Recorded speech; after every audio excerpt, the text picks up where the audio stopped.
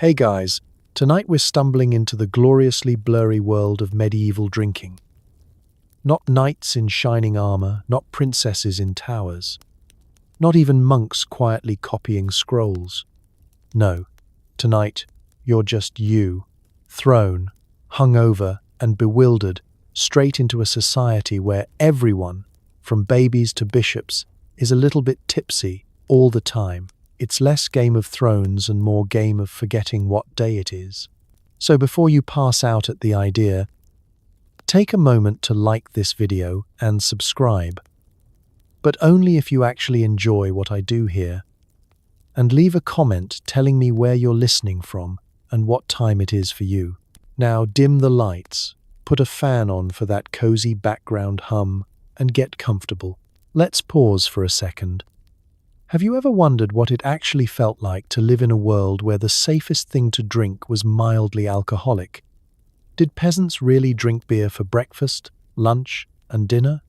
How did anyone get anything done while sloshed on small ale? Did monks ever accidentally invent tequila? Was medieval wine just fancy vinegar? Could you survive a week without water? With nothing but suspicious mead and whatever passed for cider? Would you accidentally start a brawl at market because someone sneezed in your ale, or forget your own name before noon because the barley was extra strong that year? And would you, after a lifetime of this, ever actually get used to the taste of bread soup with bubbles? And now congratulations, you've just woken up in 1353. You're in a tiny, smoky cottage. The floor is dirt, your mouth tastes like a sheep fell asleep in it, and someone's just handed you a mug of something yellowish and called it breakfast. Good luck. It's sunrise. You're groggy, your tongue is furred, and someone hands you a wooden mug. It's beer, warm, flat, and barely stronger than a homeopathic headache. Welcome to the medieval morning routine, where your first decision is how much to drink before you even put on pants. Let's set the scene. The rooster's crow is your alarm clock, and your pillow is whatever's left of last year's hay bale. Your bed is straw, your room smells like damp wool and yesterday's turnip soup, and outside, the village is waking up. Somewhere, a cow is mooing, a pig is considering career options, and your neighbor is already 2 mugs deep into his day. Before you can even contemplate brushing your teeth, spoiler, you won't. Someone's pressing a wooden vessel into your hand. Breakfast. The beer, or small ale, isn't just a treat, it's your lifeline. In the Middle Ages, water was considered less a beverage and more a form of medieval Russian roulette. Even a clear stream might hide invisible horrors. Bacteria, parasites, things that wiggle. So, instead of risking your life every time you're thirsty, you turn to beer. A liquid that's at least been boiled, fermented, and prayed over by everyone in a 50-yard radius. It's not just adults clutching their mugs. Kids drink it, too. Tiny children with breakfast hair and yesterday's bread still stuck to their faces, sipping their own watered-down ale from miniature wooden cups. It's not irresponsible parenting, it's just survival. The beer they get is less alcohol and more barley water, but it's safe. And you're grateful for anything that doesn't taste like the inside of a wooden shoe. You might be picturing a crisp pint, maybe a golden lager with a satisfying fizz. Lower those expectations immediately. This is breakfast beer. It's lukewarm, cloudy, and the flavor profile is somewhere between wet bread and barnyard afterthought. Sometimes it's sour. Sometimes there are unidentifiable floaties. Sometimes it's a little too chewy for comfort. But nobody is complaining, because at least it isn't trying to kill you. Breakfast itself is simple and usually depressing. Maybe a chunk of coarse bread, a smear of butter if you're lucky, maybe some dried peas or leftover cabbage stew. If you're really living the dream, you dunk the bread in your beer to soften it up. Congratulations, you've just made medieval cereal. It tastes like you're definitely not in the future. The whole family gathers around, and the main topic of conversation is how much beer is left in the barrel.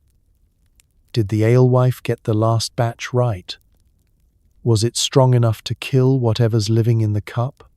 Are you going to spend the rest of the day feeling mildly heroic? Or is this the kind of beer that inspires poetry about stomach aches? If you're a laborer, breakfast beer is more important than the Sunday.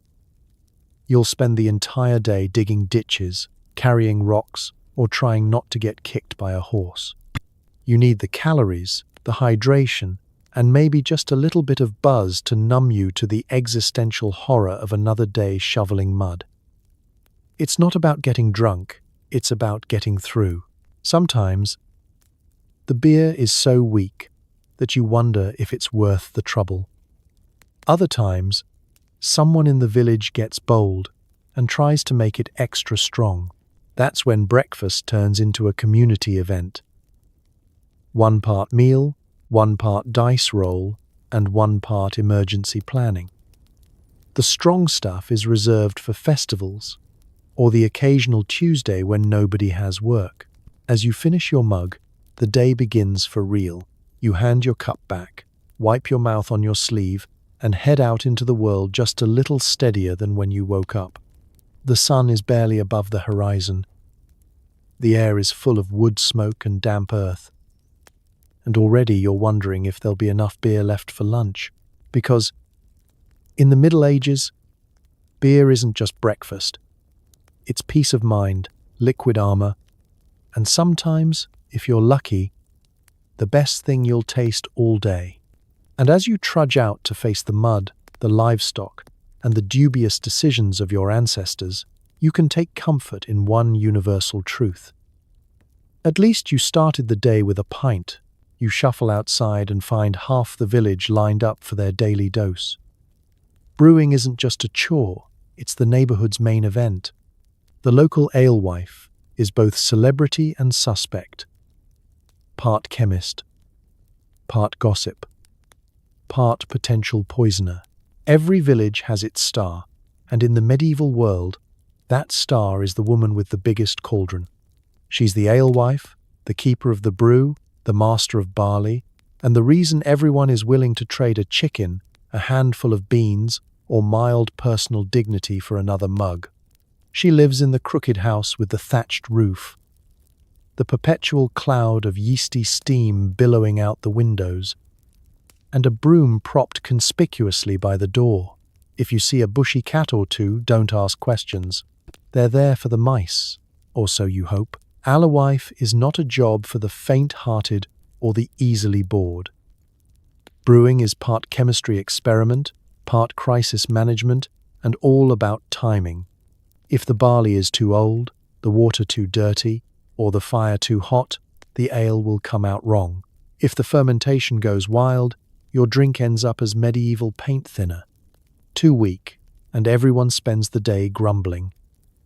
Too strong, and the baker's apprentice will be found singing to goats at noon. This is not some quaint kitchen hobby. Brewing is labor-intensive, hot, sticky, and occasionally hazardous. The whole process takes days. Soaking the barley, boiling the mash, skimming off questionable froth, muttering the appropriate number of prayers, and keeping the local children from tossing frogs into the barrel. If there's a festival coming up, the pressure triples. Ale must flow, and so must gossip. Because here's the thing. The alewife is the social hub.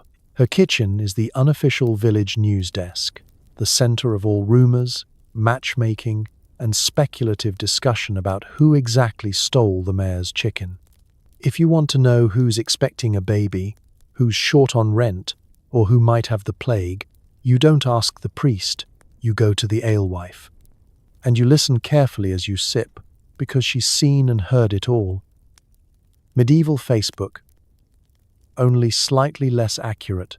Of course, being this important comes with a price. When the ale is good, everyone's your friend. When it's bad, or worse, when someone gets stomach trouble after a dodgy batch, Suddenly the pitchforks come out and people start muttering about witchcraft.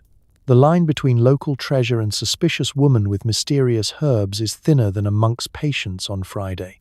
The ingredients aren't always what you'd expect. Sure, barley and water form the base, but after that anything goes. Hedgerow herbs, dried fruit, twigs, or the secret family blend known only to women named Agnes. Hops are rare or non-existent. Gruit is the name of the game, and it's a lucky brew that tastes the same twice in a row. Some batches come out sharp and herbal, others taste like a garden shed after a thunderstorm, and if you find a floating beetle, just take it as a sign of protein. As for the men, some villages have professional male brewers, but in most places, brewing is women's work. It's a family business, passed down from mother to daughter, along with recipes, superstitions, and strategies for fending off nosy neighbors.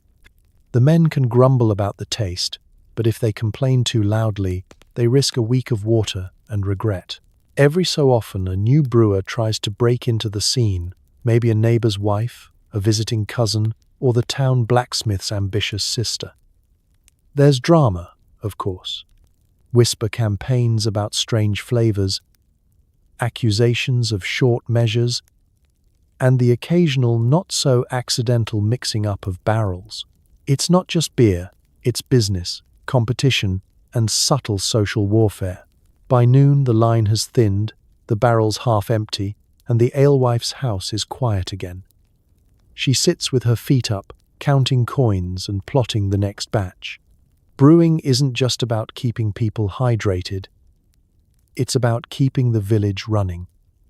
One suspicious mug at a time. And if you survive till dinner without insult or injury, you owe it all to her. The celebrity, the chemist, the benevolent dictator of the day's first buzz. You eye the communal well with suspicion. Medieval water is not your friend. It's brown, smells like someone's shoe, and there's a 70% chance it will kill you before your hangover does. So yes, you drink beer. Or die. The well is the beating heart of the village, but it's also a roulette wheel. Each morning, someone draws the short straw and gets to haul up the day's supply of fresh water, a word that, in medieval times, is legally required to have quotation marks around it. The wooden bucket creaks, the rope is fraying, and as you peer down into the inky depths, you can almost hear the bacteria laughing. There's a reason nobody trusts water here, and it's not just paranoia, it's experience. The local river doubles as a bath, laundry, garbage disposal, and occasionally a spot to throw things you'd rather forget. Animals drink from it, villagers wash in it, and every so often, a mysterious floating object, or ex-neighbor, comes drifting by. In the rainy season, the streets become rivers, the rivers become soup, and your shoes become very, very optional. Medieval water sources are a choose-your-own-adventure in gastrointestinal drama. Wells are only as clean as the last person who dropped something questionable in them. Rainwater barrels look inviting, but are home to a thriving civilization of mosquito larvae.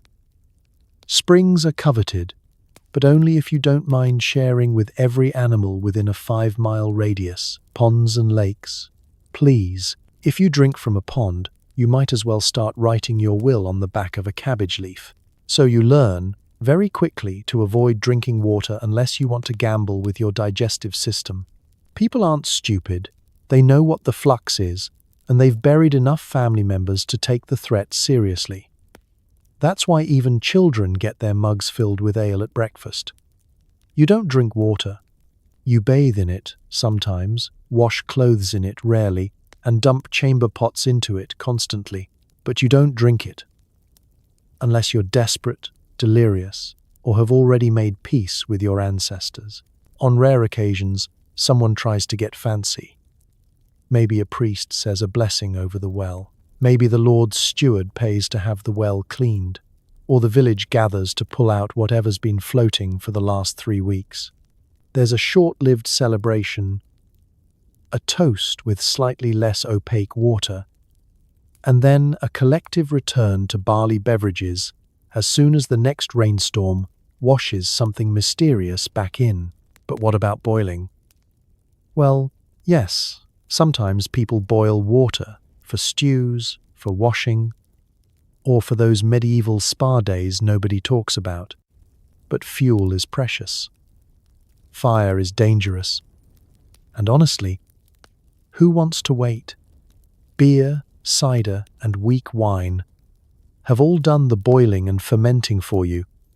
So why risk it? If you see someone sipping from the well with a look of reckless optimism, don't get too attached. Odds are they'll be moving to the vague memory section of the village roster soon.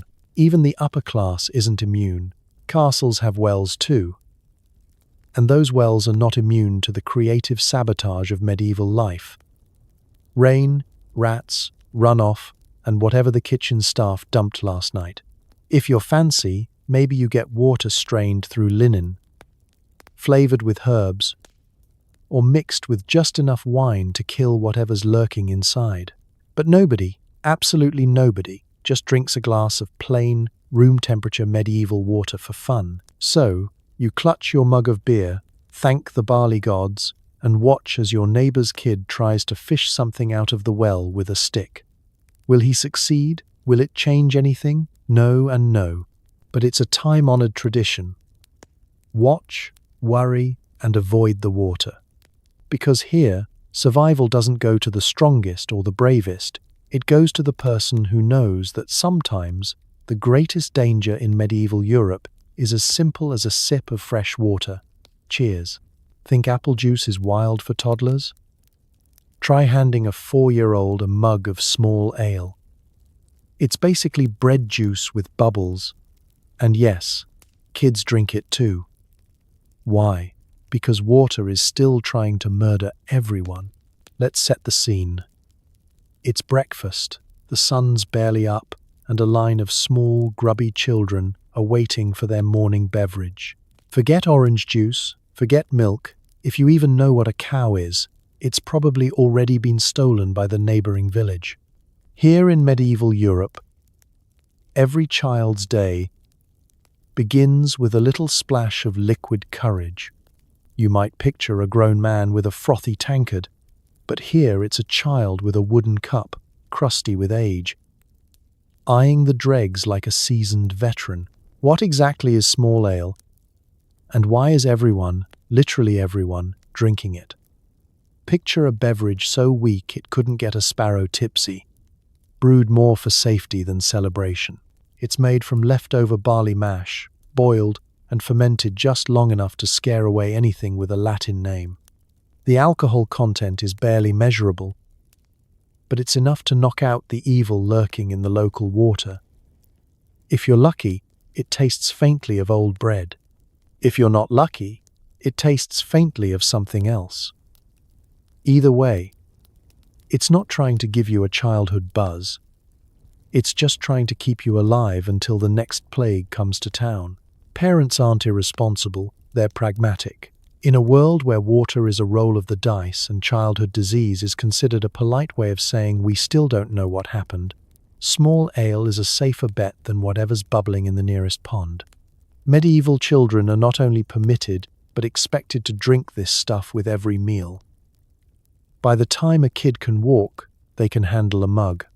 By the time they're in double digits, they can probably outdrink a modern craft beer enthusiast, at least in terms of sheer experience. Is it nutritious? Sort of. Is it filling? Sometimes. Is it delicious? Rarely. But it does provide a few calories, some essential B vitamins, and, most importantly, peace of mind. If a child gets through the day with only one stomachache, that's a win. And the real treat comes on special occasions when the alewife whips up a batch that's a little less watery, a little more flavorful, and maybe, just maybe, someone adds honey if they're feeling generous. Of course, there are rules. Small ale for children, proper ale for adults. and only the truly foolish mix them up. There's always a village tale about the time old John accidentally switched the kegs at the spring fair, and the local toddlers spent the afternoon singing about goats and falling into puddles. It's mostly harmless, but you'll hear about it for years. Children develop what can only be called ale sense. They know the difference between good and bad batches, between strong and weak. Some can even tell which neighbor made the latest barrel just by sniffing their cup, a skill that might not get them far in the modern job market, but is invaluable in a world where dinner could be cancelled by bad barley. You might wonder, do kids ever sneak a sip of the real stuff? Of course, it's basically a rite of passage. You catch your older sibling daring you to take a gulp of the grown-up ale, and then watch as your parents try not to laugh while pretending to scold you. It's the medieval version of sneaking sips of dad's beer, only with more risk of falling into a pig trough. Despite all this, medieval children are remarkably resilient. They run, they play, they fall out of trees, and they get up again, fueled by carbs, questionable protein, and enough ale to make a modern parent call social services. But here, it's not neglect, it's just good parenting. Because in a world where water wants you dead, you raise your kids with a mug in hand and a silent prayer that tomorrow's batch will be just as safe. Cheers, little one. Drink up. Your life depends on it. Monks aren't just chanting, they're brewing. In between prayers, they're inventing new ways to ferment anything that isn't nailed down. Sometimes it's heavenly, sometimes it's not.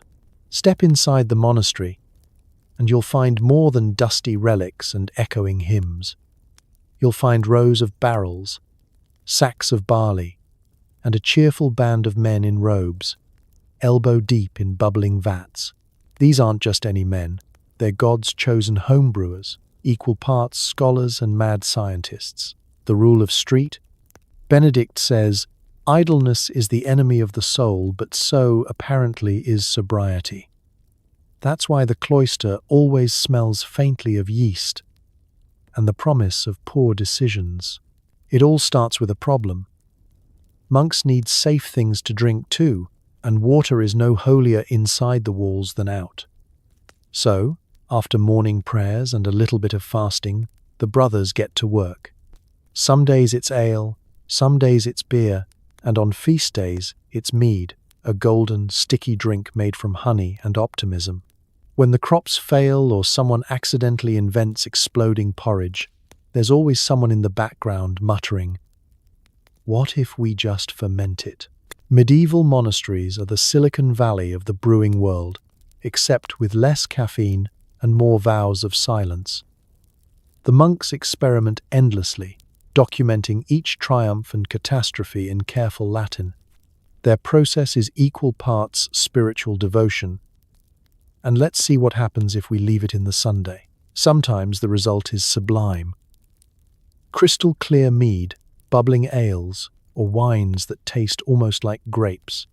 Other times, the results go straight to the pig trough, and the less said about bean wine, the better. Monks have two secret weapons: patience and access to the good stuff. Their gardens overflow with herbs and honey. They have access to imported spices. And every so often, a well-traveled abbot returns with wild stories and stranger ingredients, dates, cinnamon, or a mysterious fruit from the east that everyone agrees probably shouldn't be in the mead but will be anyway. They can take their time, perfect their craft, and record every blessed and occasionally cursed step in the monastery's liber fermentatus. It's not all fun and games. Brewing is back-breaking, sweaty work.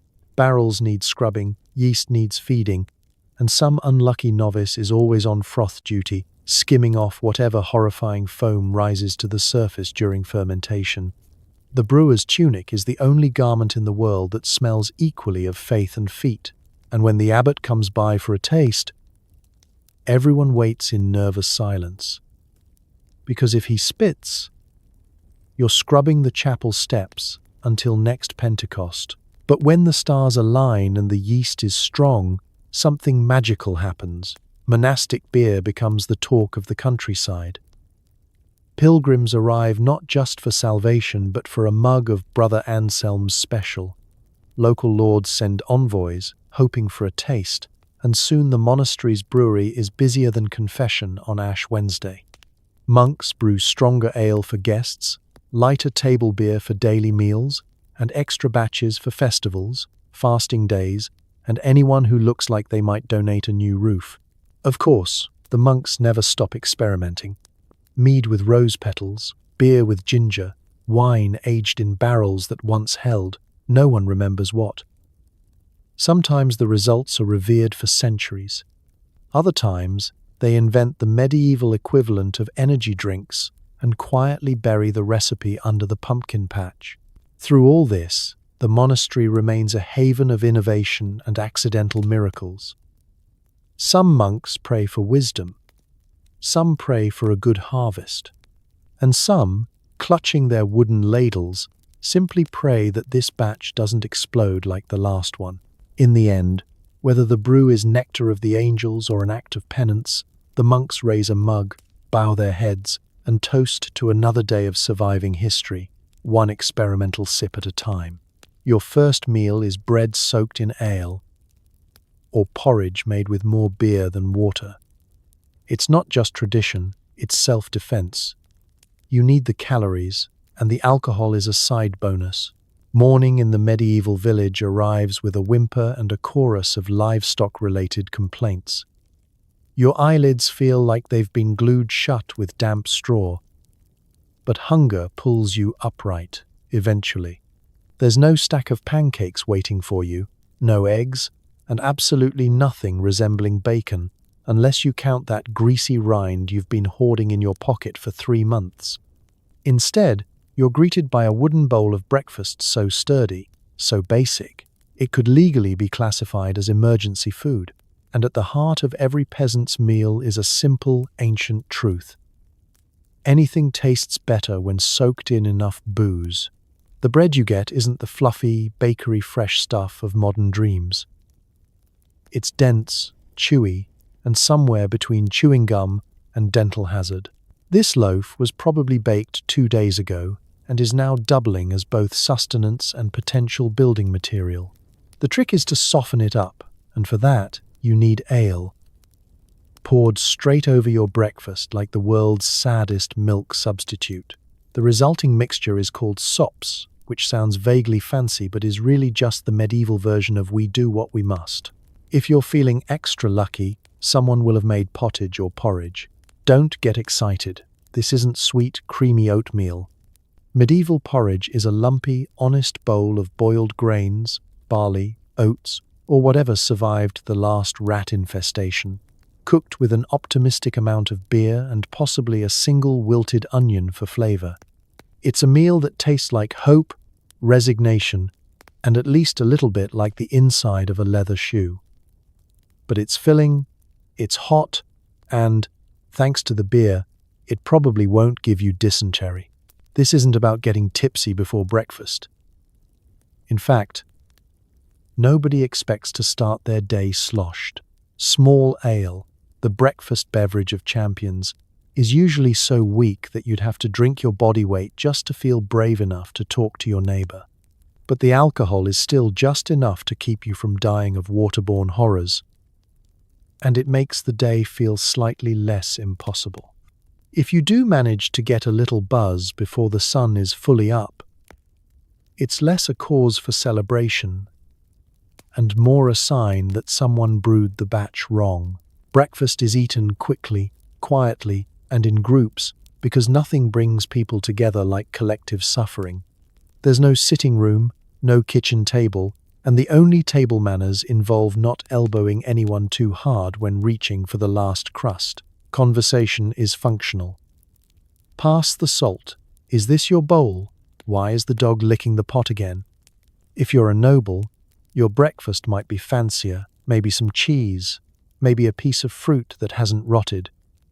But even in castles, the ale flows with the morning meal. Children get their share too. dunking chunks of bread into foamy mugs while adults pretend not to notice the faces they make on their first sip. Even toddlers know the drill. Eat fast, drink faster, and don't question what's floating in your bowl. There's no sense of indulgence, just a grim determination to fill your stomach and survive another day of mud, cold, and livestock-related indignities. Once in a while, there's a treat. Someone finds a few dried apples, or a bit of honey for the porridge. For those brief, golden moments, breakfast almost feels like a reward. More often, though, it's a functional, repetitive ritual. Soak, chew, swallow, repeat. By the time you finish your meal, you're fortified, not just with calories, but with the gritty resolve to face the next 16 hours.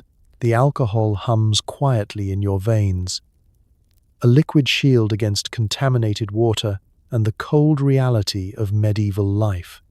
You scrape out your bowl, wipe your hands on your tunic, and step outside, ready for another day in a world where breakfast is less about pleasure and more about not dying before noon. Congratulations. You're a survivor, and your secret weapon is bread, porridge, and just enough booze to keep you going. Your head hurts. Someone offers you a cure: cabbage stew, vinegar, or just more ale. Welcome to hangover science, medieval style. Spoiler: none of these work. It's morning, allegedly. The sun is clawing its way over the horizon, and you're convinced someone has replaced your brain with a bag of gravel. Your mouth is drier than a monk's vow of silence. Your stomach is threatening legal action, and the only thing louder than your headache is the rooster, whose continued existence is a daily miracle.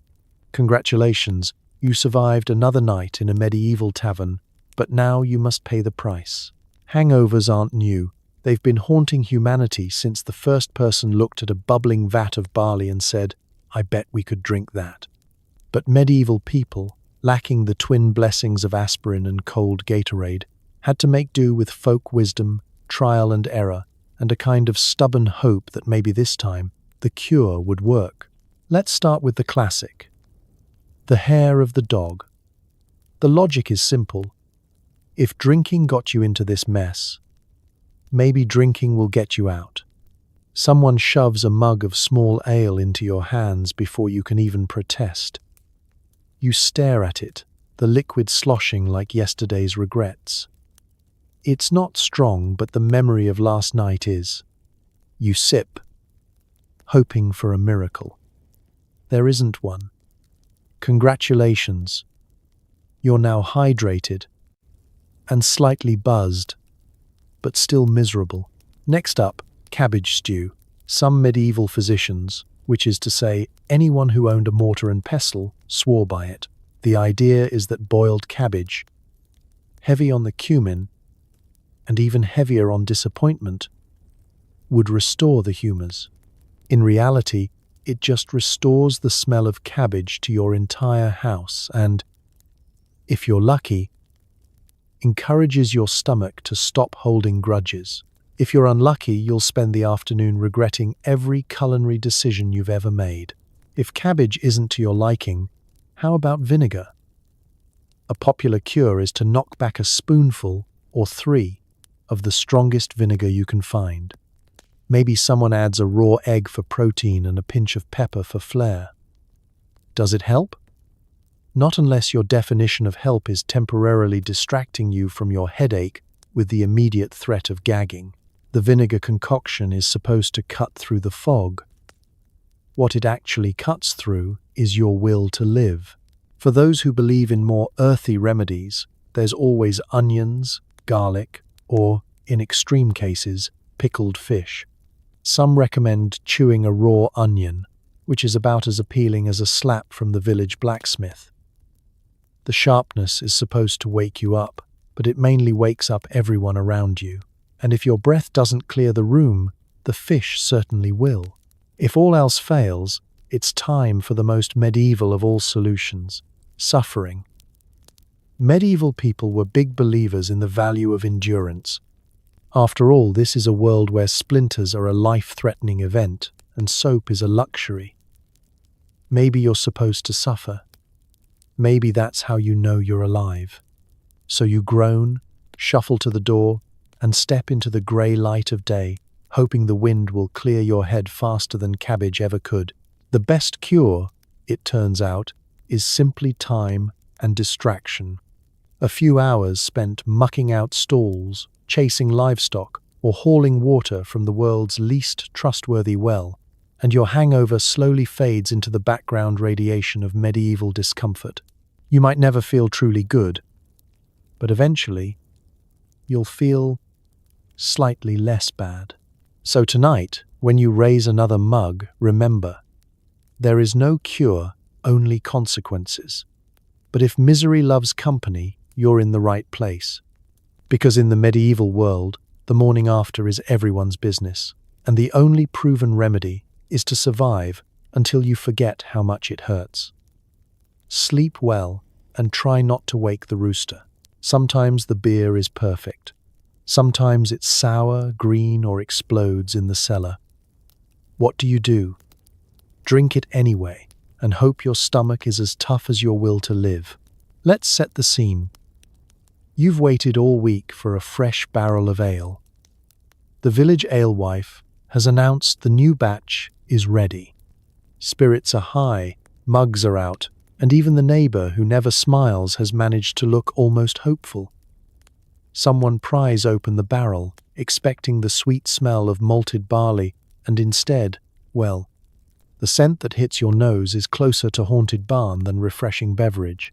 Welcome to medieval brewing, a process somewhere between art, alchemy, and a test of how much you can get away with before someone calls you a witch. Brewing ale in the Middle Ages is less about following a recipe and more about trusting your luck, your local water supply, and the phases of the moon. You've got barley, maybe a few handfuls of hedgerow herbs, possibly some dried berries, and a strong belief in your ability to wing it. The main culprit in every brewing disaster is, of course, the unpredictable forces of nature. Sometimes it's the weather. Ale doesn't like to ferment in a cold, damp cellar, but there's nowhere else to store it. Sometimes it's the water, which might taste like a river, a shoe, or last week's laundry. And sometimes it's just fate, playing a cruel joke on your hopes for a drinkable pint. There are early warning signs. The barrel starts to leak, the froth won't settle, or the color has shifted from golden amber to regrettable pond. You tell yourself, maybe it's supposed to look like that. Maybe green is the new brown.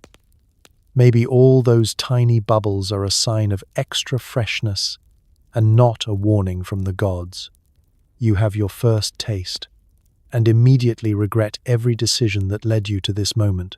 Of course, it's not just you. Brewing is a community event, and everyone gets a vote.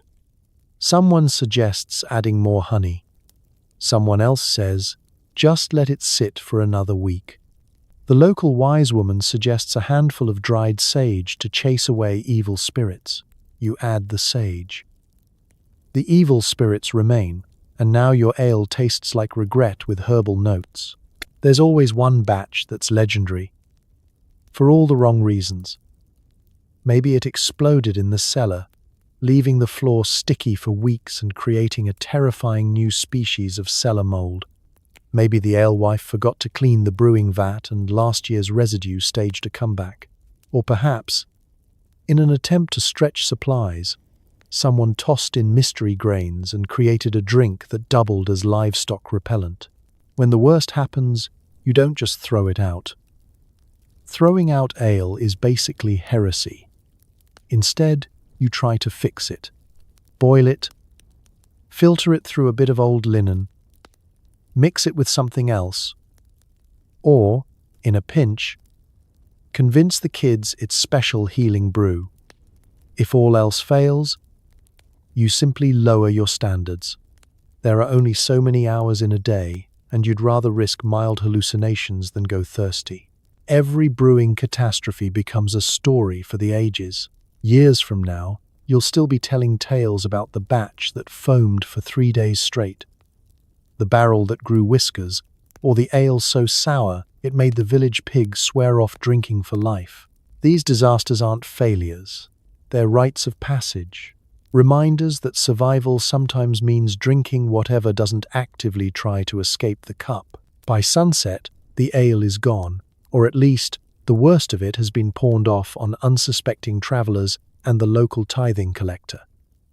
You live, you learn, you brew again, because in the medieval world, disaster is just another flavor, and every bad batch is a chance to prove your stomach and your sense of humor are up to the challenge. Bottoms up. If you're rich, you drink wine, unless you're unlucky enough to taste the local vintage. It's sour, gritty, and might contain bits of medieval flavor enhancement, herbs, spices, or the occasional spider. Let's start with the nobles.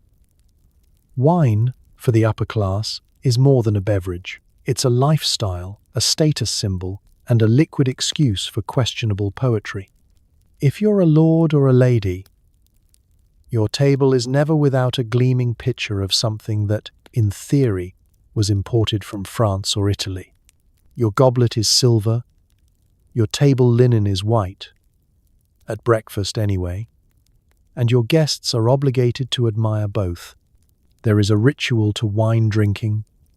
Swirl, sniff, take a delicate sip, and nod thoughtfully while everyone pretends not to notice that it tastes exactly like the barrel it was shipped in.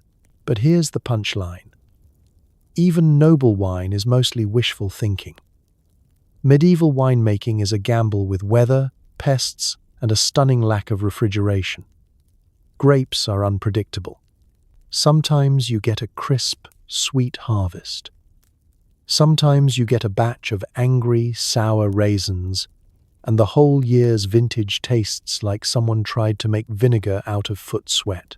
To fix this, noble cellars are filled with creative solutions, herbs to mask the bitterness, honey to cover the sour, and spices to distract the nose. On special occasions, the host might even decant the wine in front of guests, just to show off the spider that's been marinating since Michaelmas.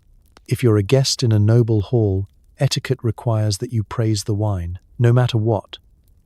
If it burns on the way down, that's robust. If it's cloudy, that's rustic.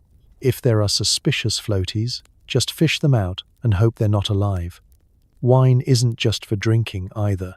It's mixed into sauces, offered as medicine, and poured on the ground for the ancestors.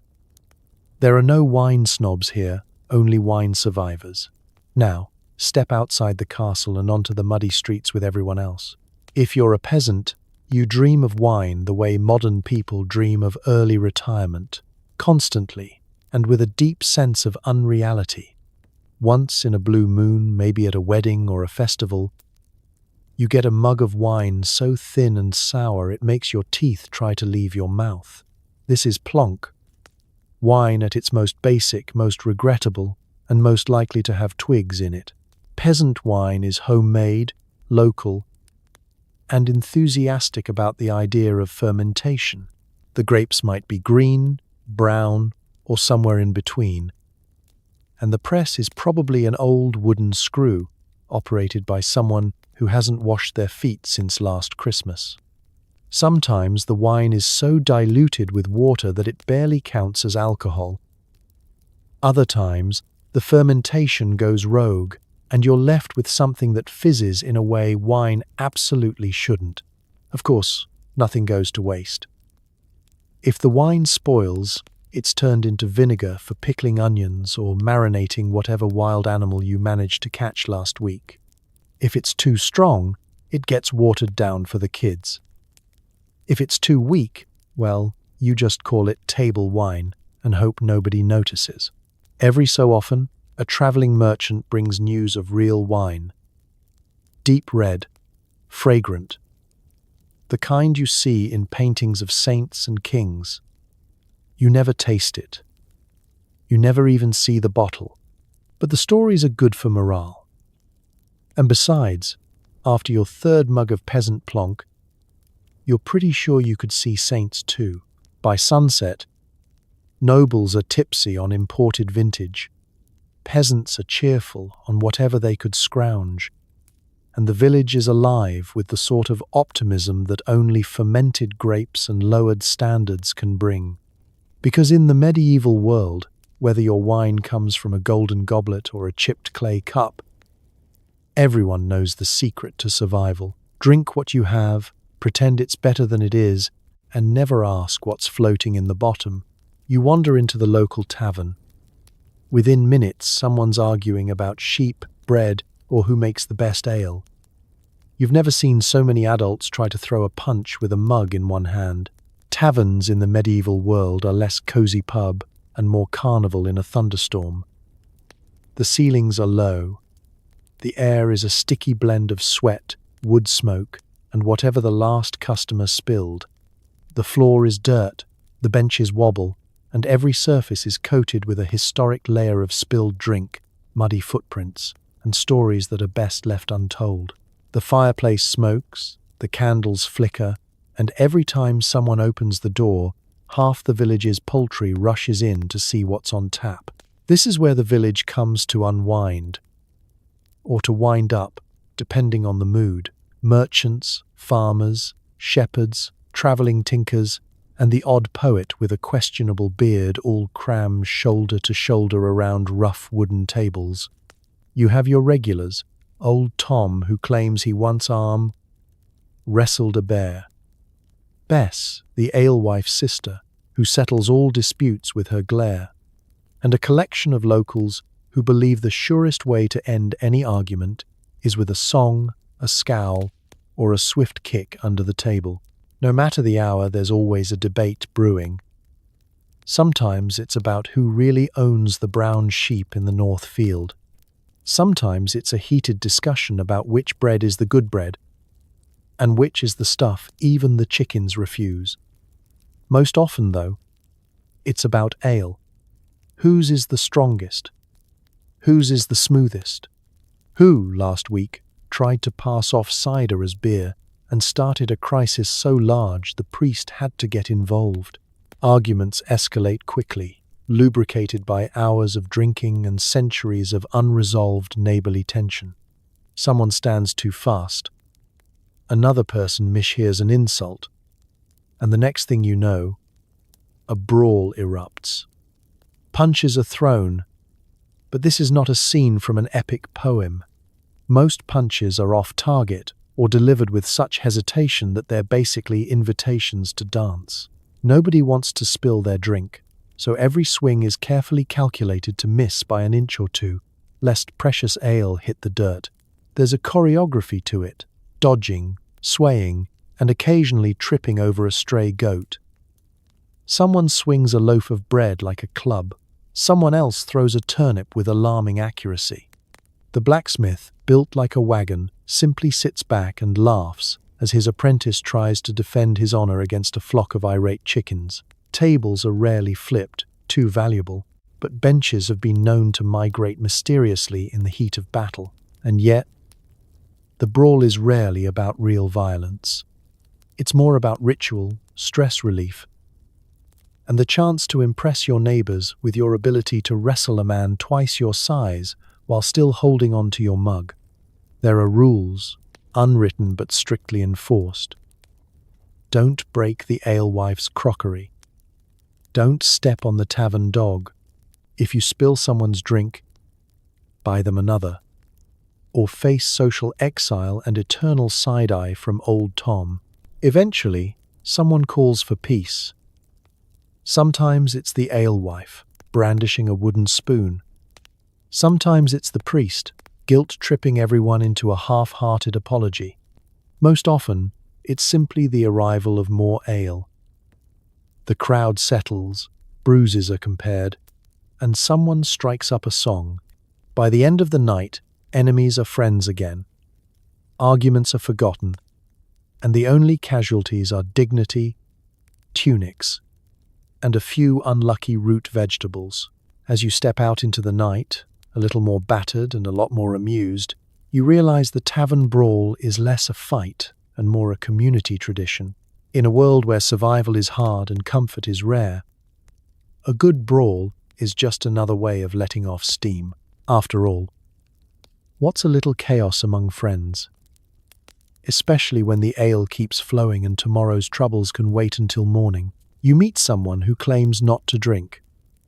They're either a saint, a chronic liar, or dead. In medieval Europe, sobriety is as suspicious as clean water. Let's be honest, if you're not drinking something mildly alcoholic, everyone in the village has questions. There are only a handful of reasons someone might skip the communal mug of ale or the chipped cup of plonk at breakfast. Maybe they're a monk on a fast. Maybe they've sworn an oath after that regrettable incident with the mayor's daughter and a goat at last year's midsummer feast.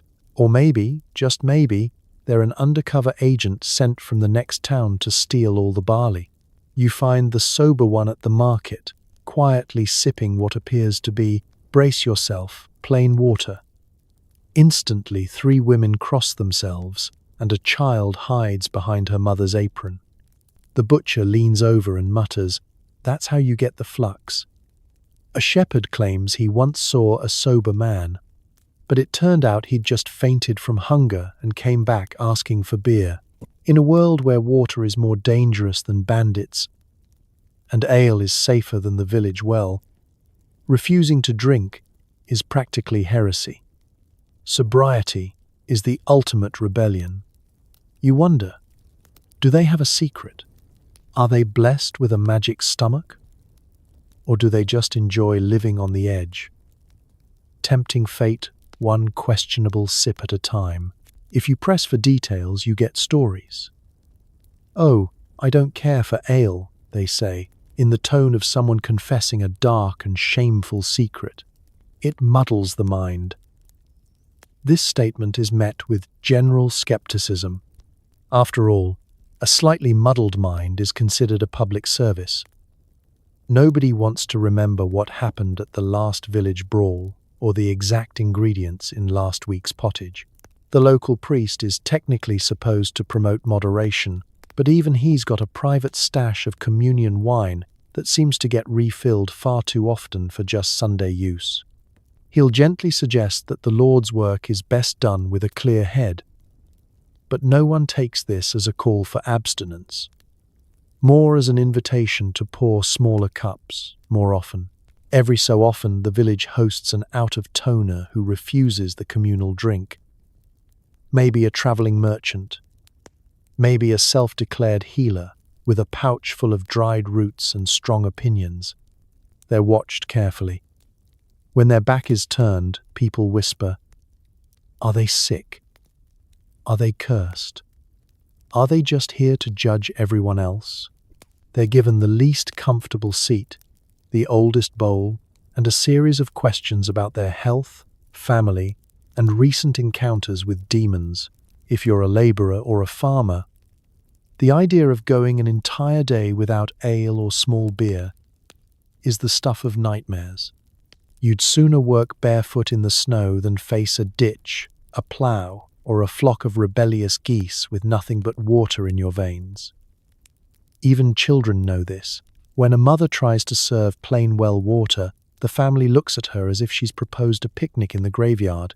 For the rare soul who really does avoid drinking, life is lonely.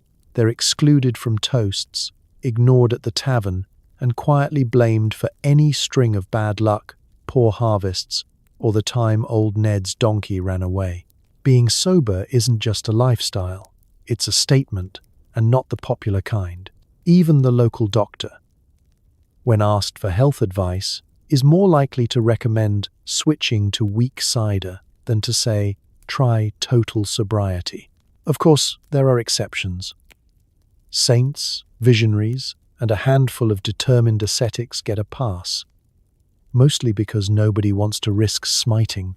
But for everyone else, refusing a mug is as good as announcing you're about to steal the church's silver. So, as you watch the sober one wander the village, you can't help but wonder, are they really a visionary or just hopelessly confused? Either way, in a world where sobriety is a minor scandal, and everyone knows the dangers of being too clear-headed. You raise your mug, take a sip, and toast to survival, one slightly blurry day at a time. Ale isn't just barley and water. The best brewers add herbs, twigs, maybe a hint of secret something. It's either delicious or absolutely terrifying, no in between. The village alewife is more than a brewer. She's an alchemist, a neighborhood oracle, and occasionally a suspected witch. The recipe is a closely guarded secret, passed from mother to daughter like a precious family curse. When the mood strikes, she stands at her cauldron, muttering incantations that are equal parts prayer, gossip, and an elaborate list of insults directed at last year's barley harvest. Step into her kitchen and you'll find organized chaos. There are sacks of cracked grain, bundles of drying herbs, strung from the rafters, and at least 3 cats sleeping in places you're pretty sure aren't sanitary. The air is humid with steam and mystery. No 2 batches are ever exactly the same, because no 2 weeks in the Middle Ages are ever the same. Sometimes the nettles are particularly stinging. Sometimes the water is unusually brown. And sometimes the alewife just feels like taking risks. The process begins with the basics: barley, water, and heat. The barley is mashed and stirred until your arms ache, then boiled until the house smells like an ancient bakery and your neighbors start loitering outside. Then comes the magic, or the madness, depending on your perspective. Instead of hops, which are rare, suspiciously new, or still classified as weeds in most places, she reaches for the local botanicals: yarrow, mugwort, rosemary, or whatever looks most alive and least cursed in the garden that morning. Herbs aren't just for flavor. Each has a reputation. Nettle for strength, sage for wisdom, and mugwort for dreams so vivid you wake up apologizing to your shoes. Some brewers experiment with dried fruit, a pinch of honey, or, if they're feeling truly reckless, a splash of last year's cider. For color, a handful of wildflowers. For luck, a whisper to the family ghost. For bitterness, a piece of old bark. You never really know what's in your mug until you taste it. And even then, you're not entirely sure. The village gathers for the first pour like anxious contestants in a medieval game show. The alewife fills the mugs with a flourish, her face an unreadable mask of pride and mischief. The bravest soul takes the first sip, chews thoughtfully, and waits for the aftertaste. Sometimes the brew is floral and mellow, with notes of honey and earth. Sometimes it's so bitter your face folds in half and you see visions of every mistake you've ever made. If it's a triumph, the alewife accepts her applause with dignified humility, already planning next week's improvements.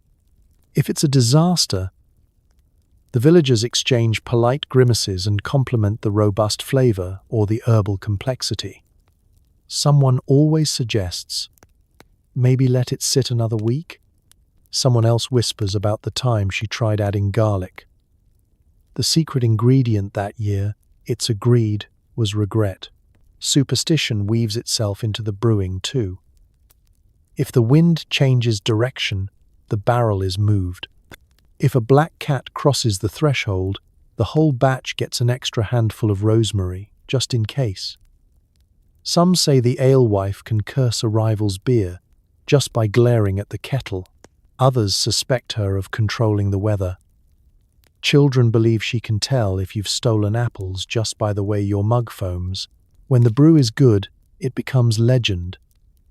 Villagers boast about that batch from 3 summers ago, and travelers ask for a refill, then another, then directions to the nearest soft patch of grass for a nap. When it's bad, the tales grow even taller. The batch that turned the priest's hair white, the mug that chased away the tax collector, the ale so strange it fizzed in 3 different colors. And so, the alewife's secret recipe endures, adaptable, unpredictable, and sometimes just a little dangerous. Because in the medieval world, drinking is survival, and brewing is an art form practiced by the bold, the resourceful, and the slightly unhinged. If you're lucky, tonight's ale will be delicious. If not, well, you've just had a sip of history. It's Sunday.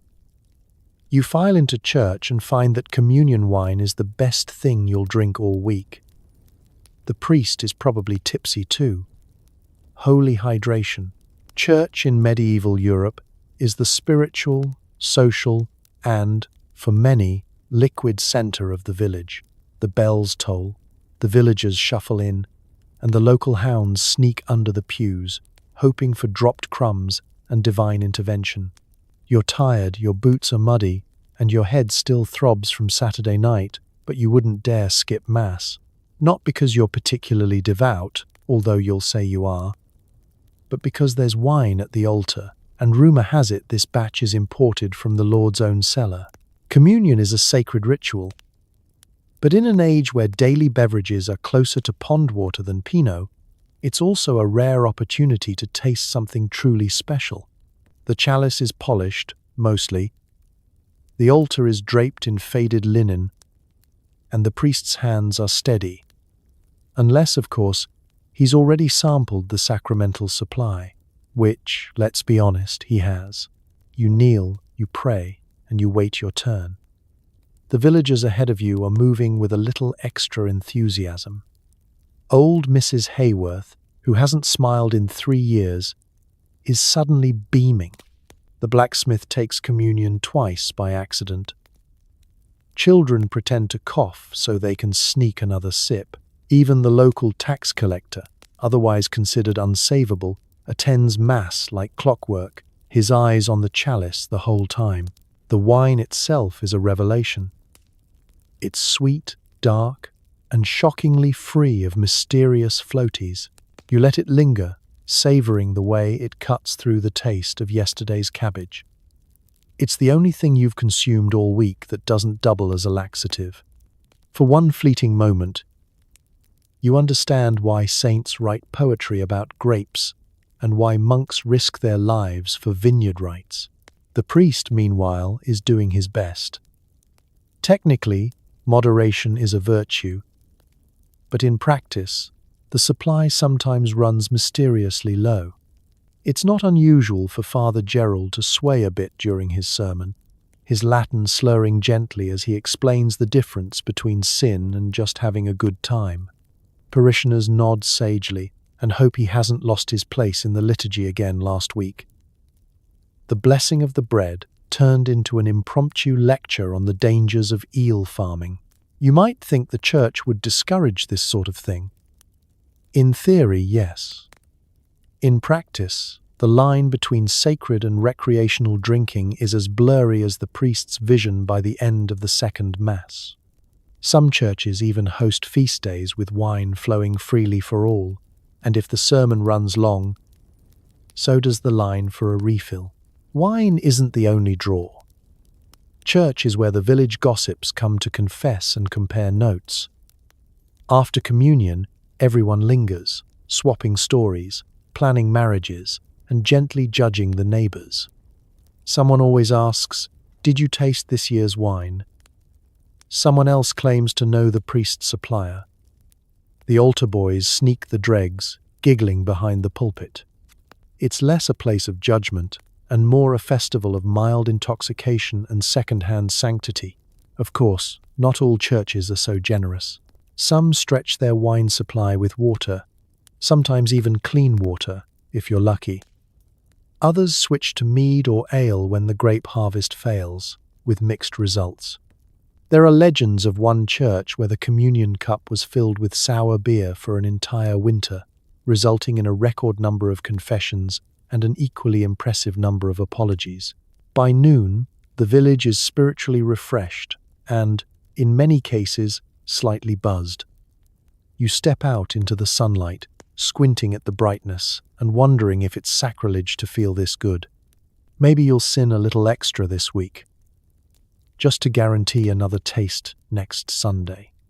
Because in medieval Europe, getting drunk at church isn't just a loophole, it's a weekly tradition, a social event, and, at least for one blessed moment, the holiest hydration you'll find. The Black Death is outside, so everyone's inside drinking. Alcohol might not cure the plague, but it does make you care slightly less about coughing neighbors. It's the 14th century, and the world has gone from miserable to nightmare in record time. Outside your cottage door, rumors crawl faster than fleas. The air is thick with dread, bells toll for strangers and friends alike, and the streets, usually full of market stalls, livestock, and the odd runaway goose, are ghostly silent. This is not the time to test your luck with a visit to the well or a stroll through the crowd. It is, however, an excellent time to test your tolerance for whatever's fermenting in the kitchen. You, like everyone else, are hunkered down, trying to outlast the plague with your wits, your family, and your ever-dwindling barrel of ale. There's something oddly comforting about the fact that, while medicine is still mostly a collection of prayers and questionable leeches, beer at least offers two proven benefits. It's less likely to be contaminated than water, and it gives everyone a convenient excuse for afternoon naps. Your neighbors have theories. Some say the plague is caused by bad air or an unfortunate alignment of the planets. Others claim it's a punishment for last year's midsummer festival, which, in retrospect, did get a little out of hand. There's one neighbor who's convinced that garlic worn around the neck, combined with heavy drinking, will make you immune to everything, including social embarrassment. You're not sure about the garlic, but you're willing to test the beer hypothesis several times a day. Social life shrinks to whatever fits in your one-room home. Families gather around the hearth, playing dice, telling stories, and working through their emergency stash of spirits with the determination of people who know tomorrow is never guaranteed. If you have mead, you ration it out for special occasions, birthdays, feast days, or simply getting through another week without symptoms. Ale becomes a daily staple, a community ritual, and, when the mood sours, a liquid distraction from the unrelenting sound of coughing from the house next door. Sometimes, the tavern opens in secret, the local alewife risking reputation and respiratory health to host a clandestine gathering. Candles are dimmed, windows are shuttered, and entry is by whispered invitation only. Inside, the mood is half wake, half party. Everyone drinks with extra gusto, laughs a little too loudly, and clings to the hope that the next round will drown out the distant church bells. If someone sneezes, a respectful circle of personal space opens up, but nobody leaves. After all, the beer's already been paid for. Every household has its own plague strategy. Some people barricade themselves indoors, surviving on stale bread, brined onions, and fermented everything. Others go the opposite route. They believe that eating, drinking, and living as usual will keep the spirits at bay. If the end is nigh, they argue, you might as well enjoy one last mug in good company. Toasts are frequent, to our health, to surviving the week, to whoever's brave enough to go out for more barley.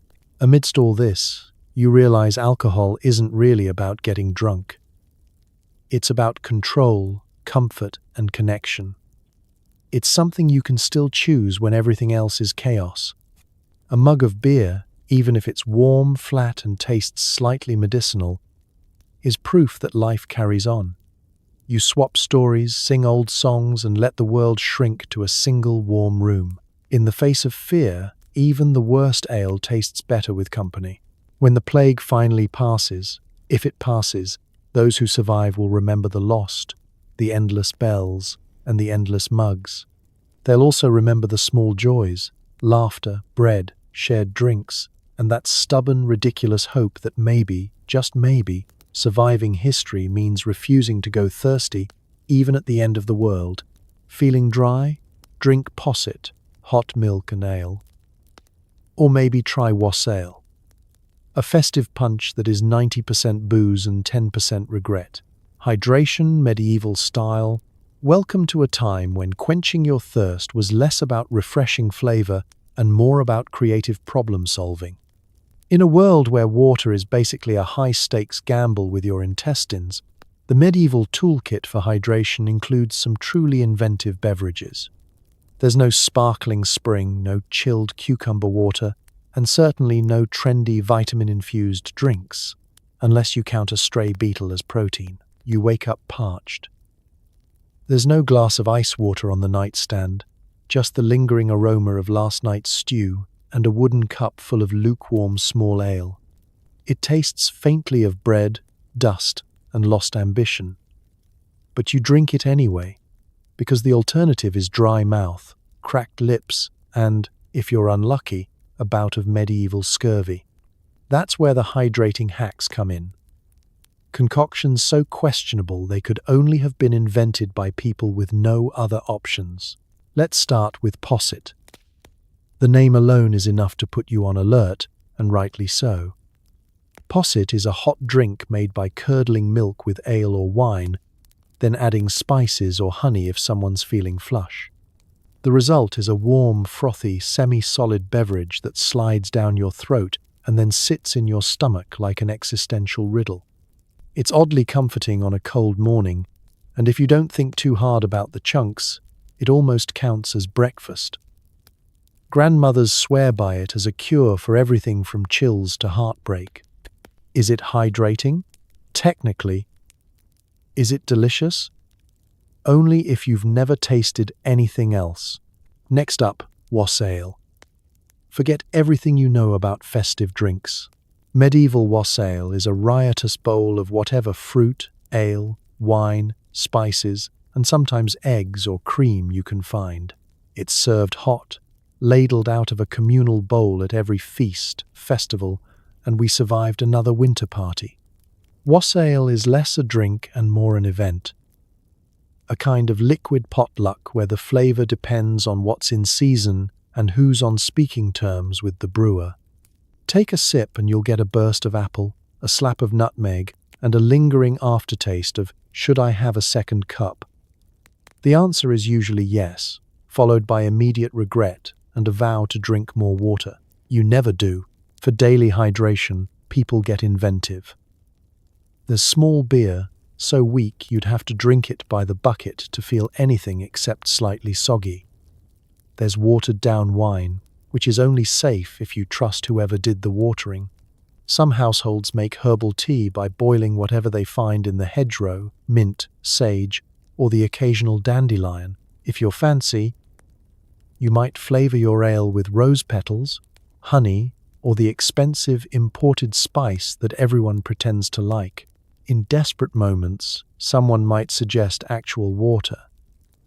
This is met with the same suspicion as a neighbor offering to fix your roof for free. Water is fetched from a well that's never been cleaned, or a stream where livestock bathe, or a rain barrel with a thriving ecosystem. If you're truly parched, you'll drink it, but you'll also say 3 prayers and update your will just in case. Children aren't left out of these hydration games. Their mugs are filled with whatever's weakest, thinned cider, herbal concoctions, or lukewarm gruel. Babies are sometimes soothed with posset-soaked bread, a treat that combines hydration, nutrition, and the lingering risk of sticky fingers. If they grow up strong, everyone credits the posset. If they don't, well, it was probably the water. So the next time you reach for a cold drink, remember your medieval ancestors, raising a steaming mug of posset, a communal bowl of wassail, or a suspicious cup of herb water, doing their best to stay hydrated and survive another day. It's not glamorous, it's not always tasty, but it's hydration, medieval style, equal parts necessity, desperation, and a little bit of luck. Congratulations, you've survived another day of digging ditches. Here's your reward: a loaf of bread, 3 coins, and a ration of ale. Direct deposit wasn't invented, but drunk payroll was.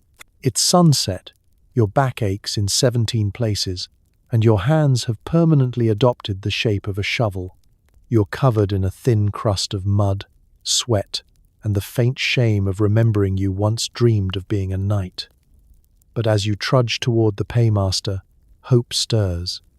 The day's wages are doled out with the same ancient formula: a few battered coins, a slightly stale hunk of bread, and, most crucially, a generous cup of ale. In medieval Europe, booze isn't just a perk, it's the original benefits package. Before someone invented the company picnic, and centuries before health insurance, laborers negotiated for daily beer. Ale is energy, hydration, and consolation. It's a liquid pay slip that nobody ever tries to forge because, frankly, you can't hide a missing pint the way you can fudge a time card. Payment in alcohol isn't a quirk, it's an institution. Monks, masons, farmers, even children working in the fields, everyone knows that a day's honest labor comes with its own amber reward. Cathedrals, castles, and bridges were built not just with stone and sweat, but with rivers of ale.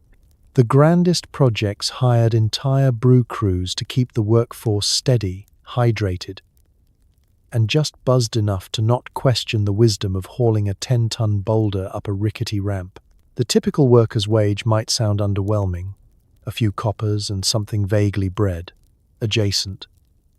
But that daily pint, sometimes 2 or 3 on feast days, turns a meal into a celebration. It's the difference between barely surviving and grudgingly optimistic. Nothing motivates a crew to finish before sundown like the promise of a fresh keg.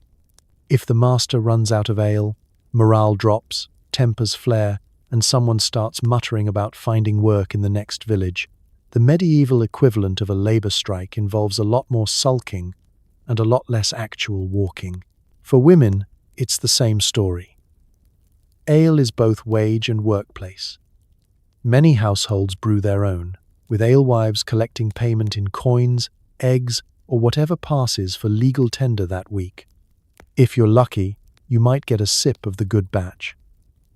If not, it's yesterday's leftovers, slightly flat and tinged with a flavor best described as rustic mystery. Children working on farms or herding animals get their share too. Small ale, weak enough to be safe, but strong enough to keep them hydrated and distracted from the taste of boiled turnip. Even the priest gets a cut, collecting ale as tithe or in trade for a speedy blessing. After all, praying is thirsty work. When payday comes, the village tavern fills up with laborers boasting about the day's blisters and showing off their coin, only to immediately spend it on another round.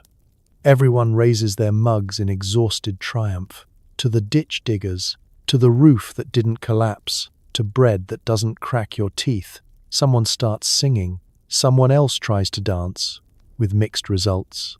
And then there are festivals, days when the ale flows like the river, payment is doubled, and nobody remembers where they left their shoes. These are the best days, when the whole community is tipsy together, united in the knowledge that while work is hard, life is short, and ale is always welcome. As you stumble home under the stars, clutching your pay and your pint, you realize there's wisdom in this ancient system. Money comes and goes, bread gets stale, but the taste of that well-earned ale at the end of a long day is a small, fizzy miracle. In the medieval world, happiness can't be saved, only sipped. One honest pint at a time. You're walking to Canterbury, or maybe just to the next village. Along the way, there's one thing you can always count on: more ale. Medieval Europe is basically one endless pub crawl. Let's begin with the obvious. Traveling in the Middle Ages is less about speed and more about survival. Forget trains, planes, or cars. Your options are your own feet, a donkey with commitment issues, or, if you're lucky, a cart that squeaks with every pebble. Roads are muddy in winter, dusty in summer, and frequently interrupted by local wildlife, angry geese, or tolls demanded by teenagers with sticks. Still, every mile has its reward, the promise of a fresh mug at the next inn, alehouse, or monastery. The life of a traveller, whether you're a wide-eyed pilgrim or just someone on an errand for the local lord, is built around the pursuit of safe places to eat, sleep, and most importantly, drink. Wayfarers' tales aren't about stunning scenery or polite company. They're about the best brew in 10 parishes, the inn where the ale didn't taste like pickled cabbage, or the kindly nun who poured a pint for your immortal soul. If you keep a journal, it's just a list of towns, questionable soups, and a rating system for head size and foam consistency. Pilgrimages are the original gap year. Except you don't come back with a tan.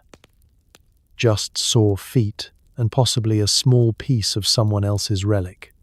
The road to Canterbury, Santiago, or any number of holy sites is lined with inns competing for the weary faithful's custom. Forget today's boutique hotels.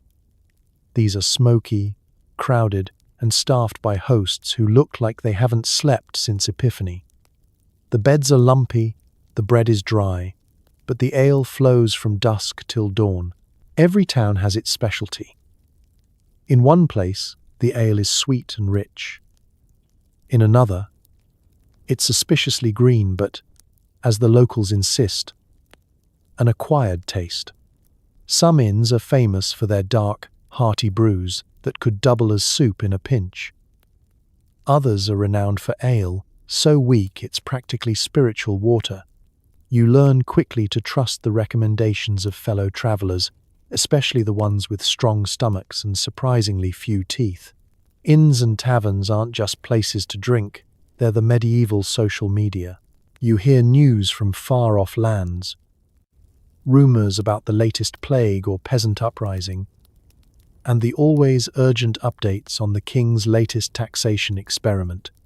There's singing, boasting, dice games, and, if the crowd's in a good mood, the occasional traveling minstrel. It's a world where introductions go. Where are you from? Where are you headed? What's the ale like there? Even monasteries, those islands of piety and peace, get in on the act. Many are famous for their home-brewed beer, crafted by monks who claim it aids meditation but clearly enjoy the quality control process. Pilgrims stop not just for prayer, but for the bottomless mugs and the chance to leave with a story about the time Brother Bartholomew's recipe converted half a troop of bandits. For the chronically lost or directionally challenged, following the beer road is easy. Just ask for the next place with a good barrel and you'll never stray far. Travelers develop a sixth sense for spotting tavern signs, often a painted boot, a bunch of grapes, or a boar's head above a door. Dogs and chickens out front are a good sign. But if you see last night's guests still asleep in the ditch, maybe keep walking. By sunset, your feet ache, your purse is lighter, and your head is pleasantly fuzzy. You may not have found enlightenment, but you have found community, because in medieval Europe, the pub crawl is the only crawl that matters. You raise your mug, toast your fellow travelers, and remind yourself, the destination can wait. There's always another pint just down the road. Disputes get settled over drinks, and sometimes because of them, if you end up in the stocks, it's probably because of public drunkenness, a crime no one is sober enough to define. Medieval law is a creature of chaos and convenience, and nowhere is that more apparent than in the village tavern. The ale flows, tongues loosen, and so does the interpretation of justice. Arguments flare up over the usual who owes whom a chicken, who trampled whose carrots, and who's been diluting the small beer. The village constable, who is paid in equal parts coin and leftover ale, watches the drama unfold from his corner, occasionally intervening if the dispute gets loud enough to disrupt the barkeep's counting. For most disagreements, there's a tried and true system. Talk it out, then drink it out, then try not to black out. Feuds over property, marriage, or missing livestock are as common as mud. The solution? Gather the parties involved, share a few mugs, and see who's still standing at the end. If reconciliation doesn't happen, the brawl that follows usually resets the scorecard to 0. Of course, things can get out of hand.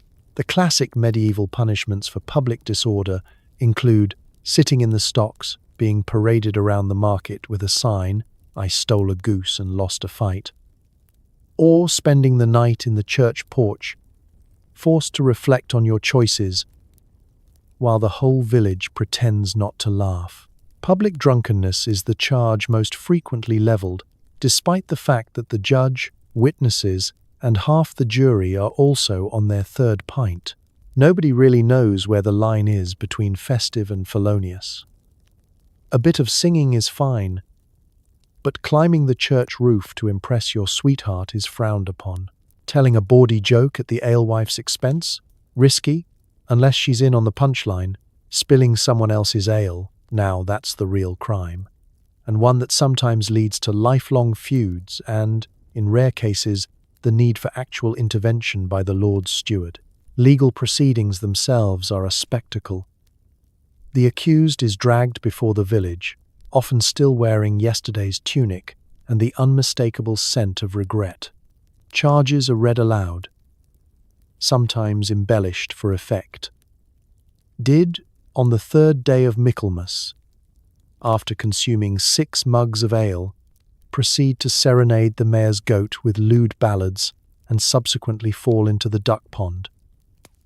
Testimonies follow, mostly bystanders competing to see who can remember the most outrageous version of events. Sentences are inventive and communal.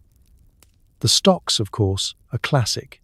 An outdoor timeout where passers-by can throw old vegetables, offer unsolicited advice, or just admire the artwork you've carved into the wood after a few hours of reflection. Some villages favour fines, paid in ale or bread, which conveniently restocks the tavern for next week's drama. Others demand a public apology, delivered with the humility of a sheep caught in a vegetable garden. If your crime is serious enough, like fighting with the blacksmith's wife or accidentally setting fire to the hayrick, you might find yourself banished for a week, sent to the next town to sober up and ponder your life choices. Most, however, simply return to the tavern with a good story, a bruised ego, and a new resolve to keep their antics below the notice of the local reeve. Despite all this, there's a strange logic to drunken justice. The punishments are rarely harsh, the crimes rarely catastrophic, and the village survives with its dignity, mostly intact. Nobody stays angry for long, because tomorrow's bread, repairs, and marriages depend on everyone being able to share a laugh and a mug when the day's work is done. So if you're ever dragged before the village court, don't panic. Take your lumps, apologize to the goat, and remember, in a world where ale is both the cause and the cure, the law may be blurry, but the hangover is always crystal clear. You try to make your own ale. It explodes, it sours, it's somehow green. The neighbors still drink it because, well, standards are low and options are limited. Brewing at home is supposed to be simple. A little barley, a little water, a sturdy pot, and the vague hope that you remember how your grandmother did it. After all, everyone in the village seems to have their own secret technique, passed down from ancestors, whispered over steaming kettles, and rarely written down for fear that the ink will curse the batch. You decide it's your turn. How hard could it be? The answer, of course, is much harder than it looks. The first challenge is ingredients. The barley looks more like birdseed. The water is best not discussed. And your collection of wild herbs includes things you're pretty sure aren't actually food. Still, you soldier on. The fire is lit, the mash bubbles, and for a brief, shining moment, you feel like a wizard conjuring liquid gold. Then the trouble starts. Maybe you forget to stir. Maybe the dog knocks over the bucket. Maybe the cat, ever curious, decides to contribute a whisker or two. The brewing pot foams over with volcanic enthusiasm, leaving a sticky, malty crust on the hearth. You tell yourself this is all part of the process, adds flavor, you say confidently, as if anyone believes you. The fermenting begins, and so does the anxiety. Days pass. You watch the barrel like a nervous parent, listening for suspicious gurgles, watching for leaks, and dreading the moment when the lid pops off and coats the ceiling in proto-beer. The color changes hourly. Sometimes it's a healthy brown, sometimes a worrying green, sometimes an off-putting shade that defies natural law. The scent hovers between freshly baked bread and barnyard after rain. Every medieval home brewer knows the risks. Sometimes the batch sours before it finishes. Sometimes it turns so sharp it could strip paint or your esophagus. You might get a thin, fizzy liquid, barely alcoholic, or a viscous sludge that could double as roofing tar. You bottle it anyway, praying that a few extra days will mellow the flavor. It never does. The time comes for the first taste. Neighbors gather in anticipation, because whatever else it is, home brewing is a social event, a group experiment in hope and risk management. You pour the first mug. It hisses, foams, and finally settles into something resembling ale. The bravest villager takes a sip, pauses, and declares, "It's unique. This is the highest compliment you'll ever receive." The rest follow, and soon everyone is nodding, making encouraging noises, and reaching for another mug, because, after all, it's still better than water. The children get curious. The livestock get nervous. And the village-wise woman gives you a look that says, "I've seen worse, but not often." The local alewife, of course, offers gentle advice. Next time, try not to use last year's barley. You nod solemnly and vow to improve, while privately wondering how anyone ever brewed a drinkable batch in the first place. Disasters become legends. There's the time old Hugh's brew exploded in the cellar, splattering the walls and dyeing the dog blue for a month. Or when Mabel's fruity ale fermented so fast that it knocked out 2 chickens and a goat. Someone always tries to salvage the worst batch with honey, spices, or outright denial. No. It's supposed to taste like this. It's the continental style, and yet nobody wastes a drop. Every mug is raised with a laugh. Every disaster is retold as cautionary folklore, and every slightly alarming batch is consumed with the kind of camaraderie only shared suffering can bring. Because in a world where water is dangerous and the alewife can't be everywhere, your own homebrew, even with all its flaws, is still a victory over thirst, boredom, and the relentless uncertainty of medieval life. So you drink, you grimace, you invent new adjectives, and you dream of next year's batch. Who knows? Maybe, just maybe, the next explosion will be a little less green. Nobles like to brag about their vintage. But half the barrels are sour, mouldy, or haunted by the ghost of last year's bad harvest. Wine, in the medieval world, is a badge of sophistication and status. A drink to be admired, praised, and, if you're unlucky, politely endured. If you're a noble, you've probably got a cellar full of barrels, each one labeled with elaborate calligraphy and a hopeful year. Guests are invited to sample your finest red, a wine so exclusive that only 3 people in the county have survived tasting it. Everyone gathers around, raises a goblet, and does their best to avoid making faces. The truth is, most wine is on a spectrum somewhere between memorable and memorable for the wrong reasons. Grapes, unlike gold, are fickle. A single storm, a cold snap, or a flock of particularly rude birds can ruin an entire harvest. Even in the best years, preservation is a gamble. Barrels are stored in cold, damp cellars, where mold grows faster than gossip. The longer the wine sits, the greater the odds it will greet you with a hiss, a pop, or a deeply unsettling aroma. Nobles have their tricks for covering up flaws. A little honey, a pinch of spice, or a bouquet of wild herbs thrown into the barrel.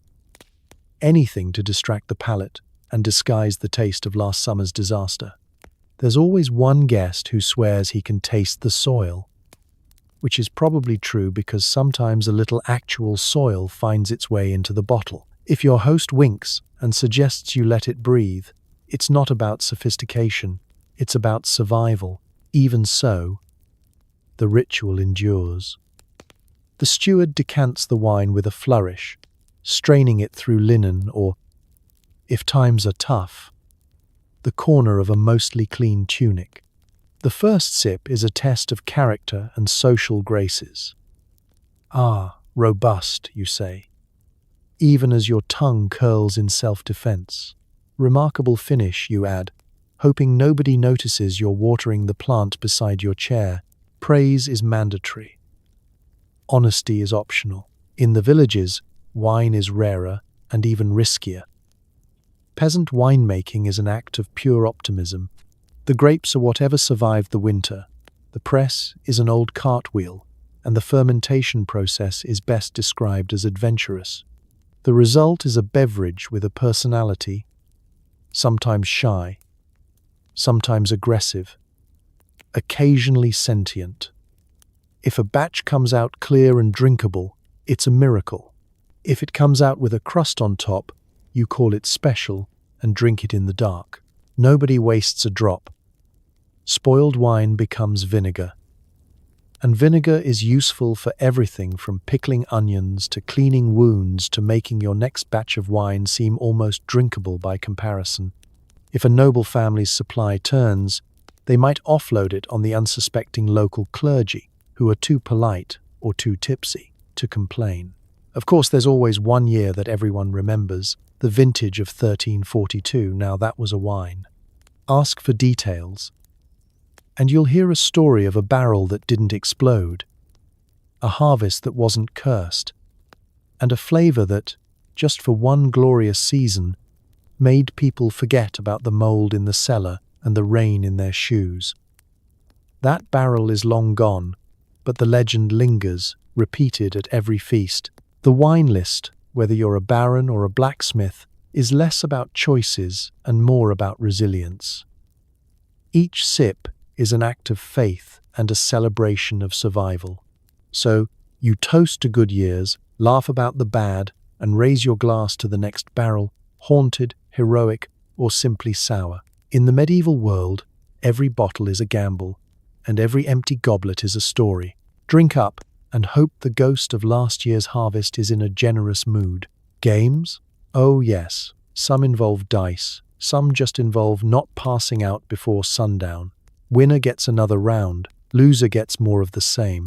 Medieval Europe is not a place known for luxury, but it does know how to have a good time, especially when the ale is flowing and the sun hasn't set on another impossibly long workday. Fun, in this era, is a communal affair, a delicate balance between avoiding actual chores, dodging livestock, and outlasting your friends at the tavern. The rules are simple, nobody remembers them. That's half the fun.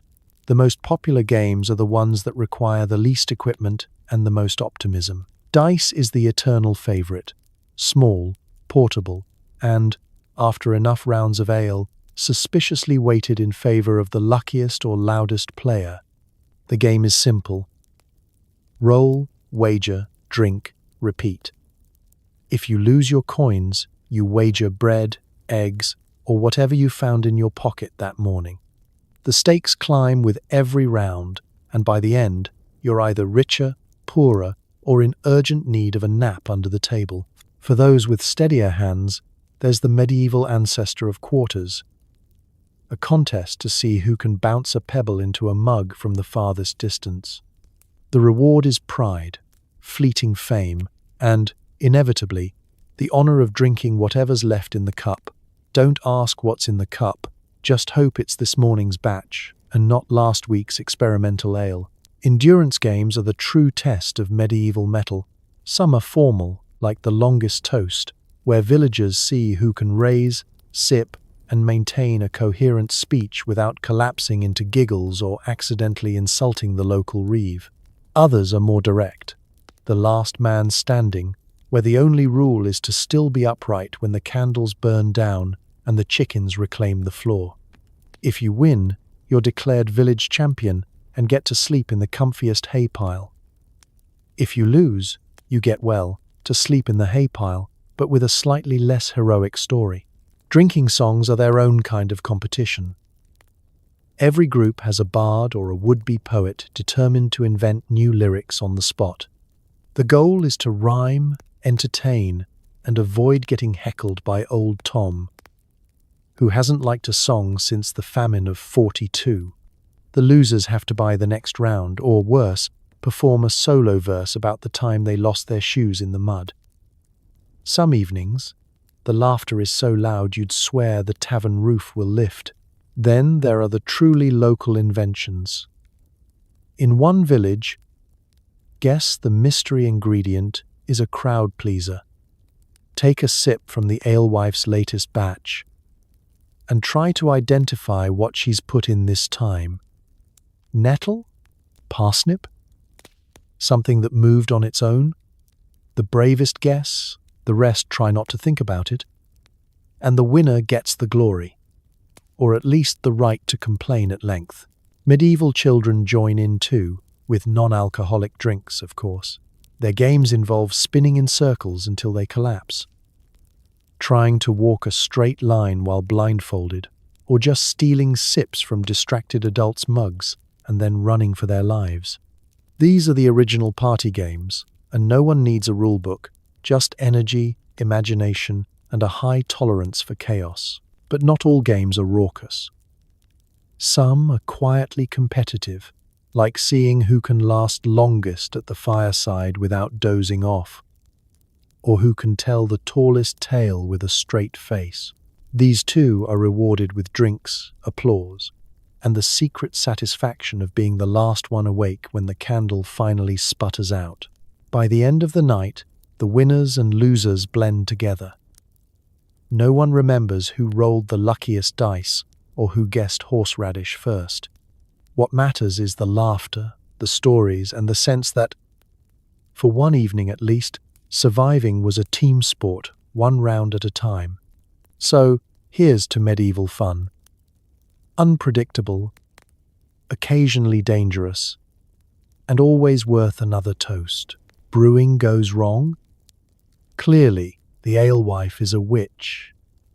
If the beer is too strong, too weak, or tastes like sadness, it's time for a very scientific witch trial. It's a universal truth of medieval life. When in doubt, blame the alewife. The village's supply of beer is more than just a drink.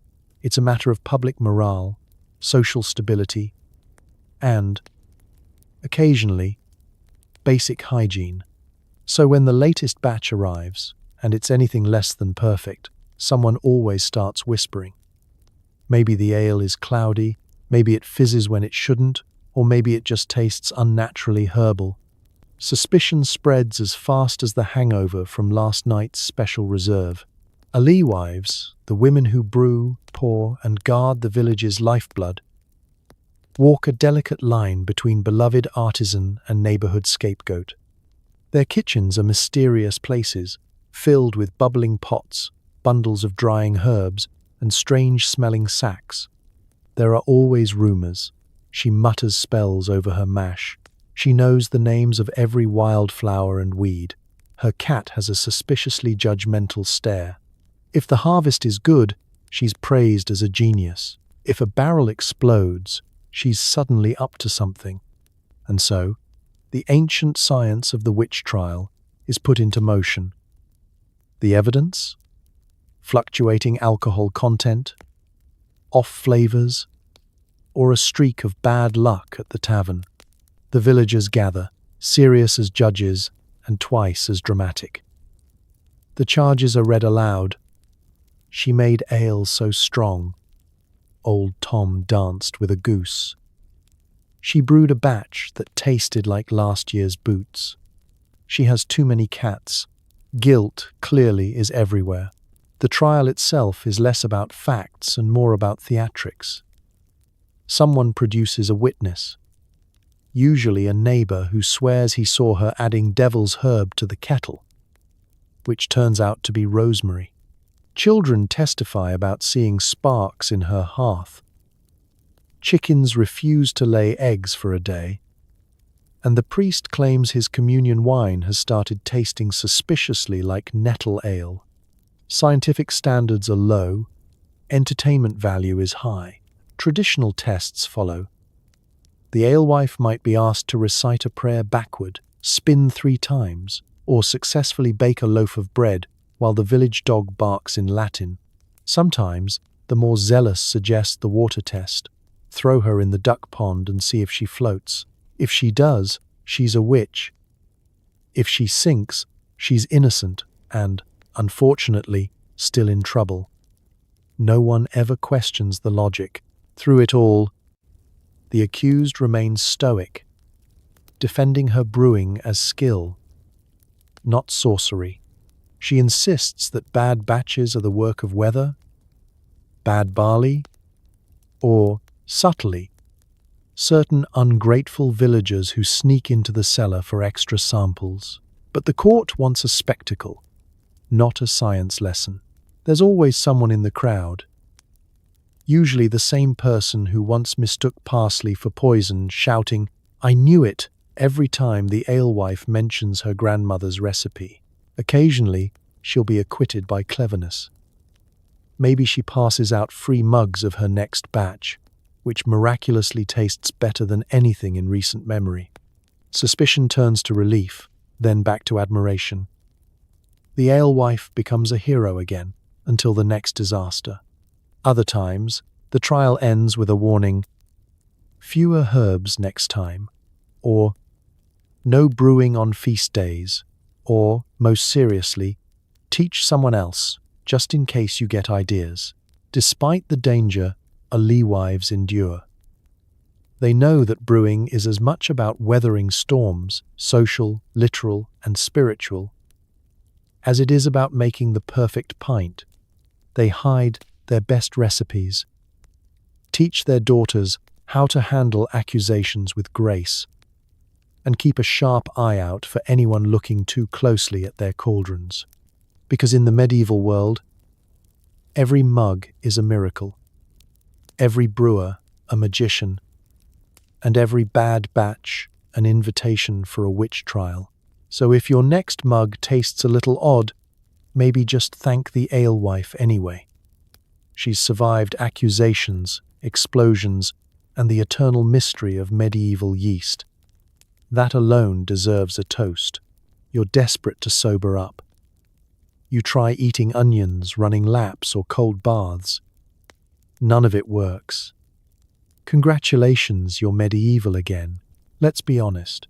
In a world where ale is safer than water and most days end in a pleasantly blurry haze, actually wanting to sober up is a suspicious activity.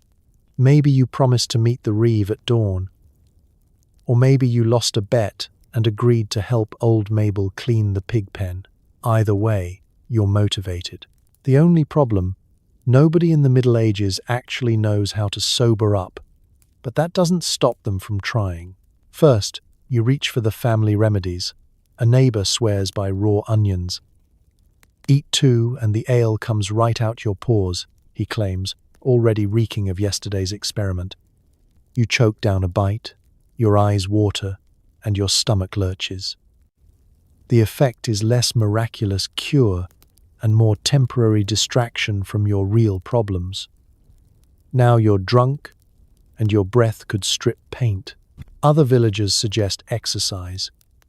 "Work it off," they shout, with the cheerfulness of people who are definitely not working anything off themselves. You try running laps around the green, tripping over chickens and alarming the town dog. The only real effect is a light sweat and the growing suspicion that fresh air isn't all it's cracked up to be. If anything, you feel dizzier.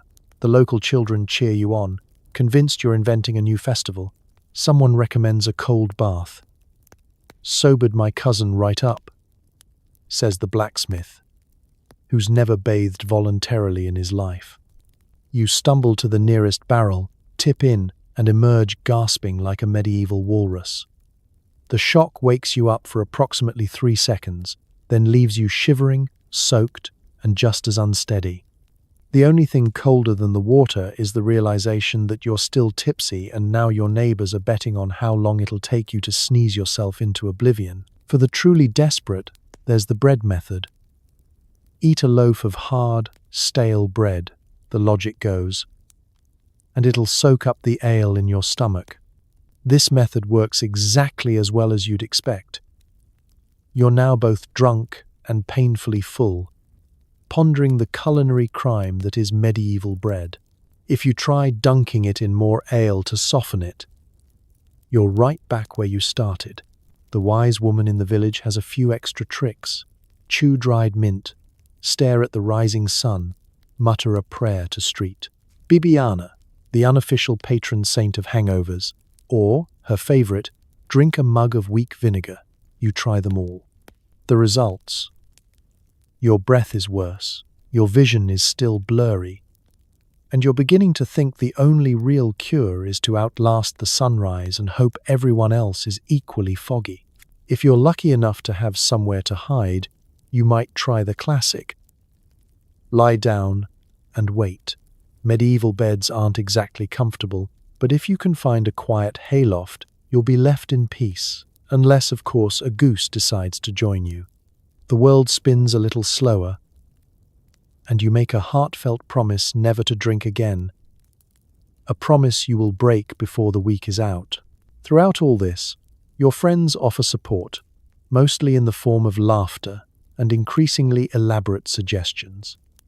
Try singing backwards, hang upside down in the barn, ask the priest for a holy water rinse. Nothing works, but the entertainment value is high.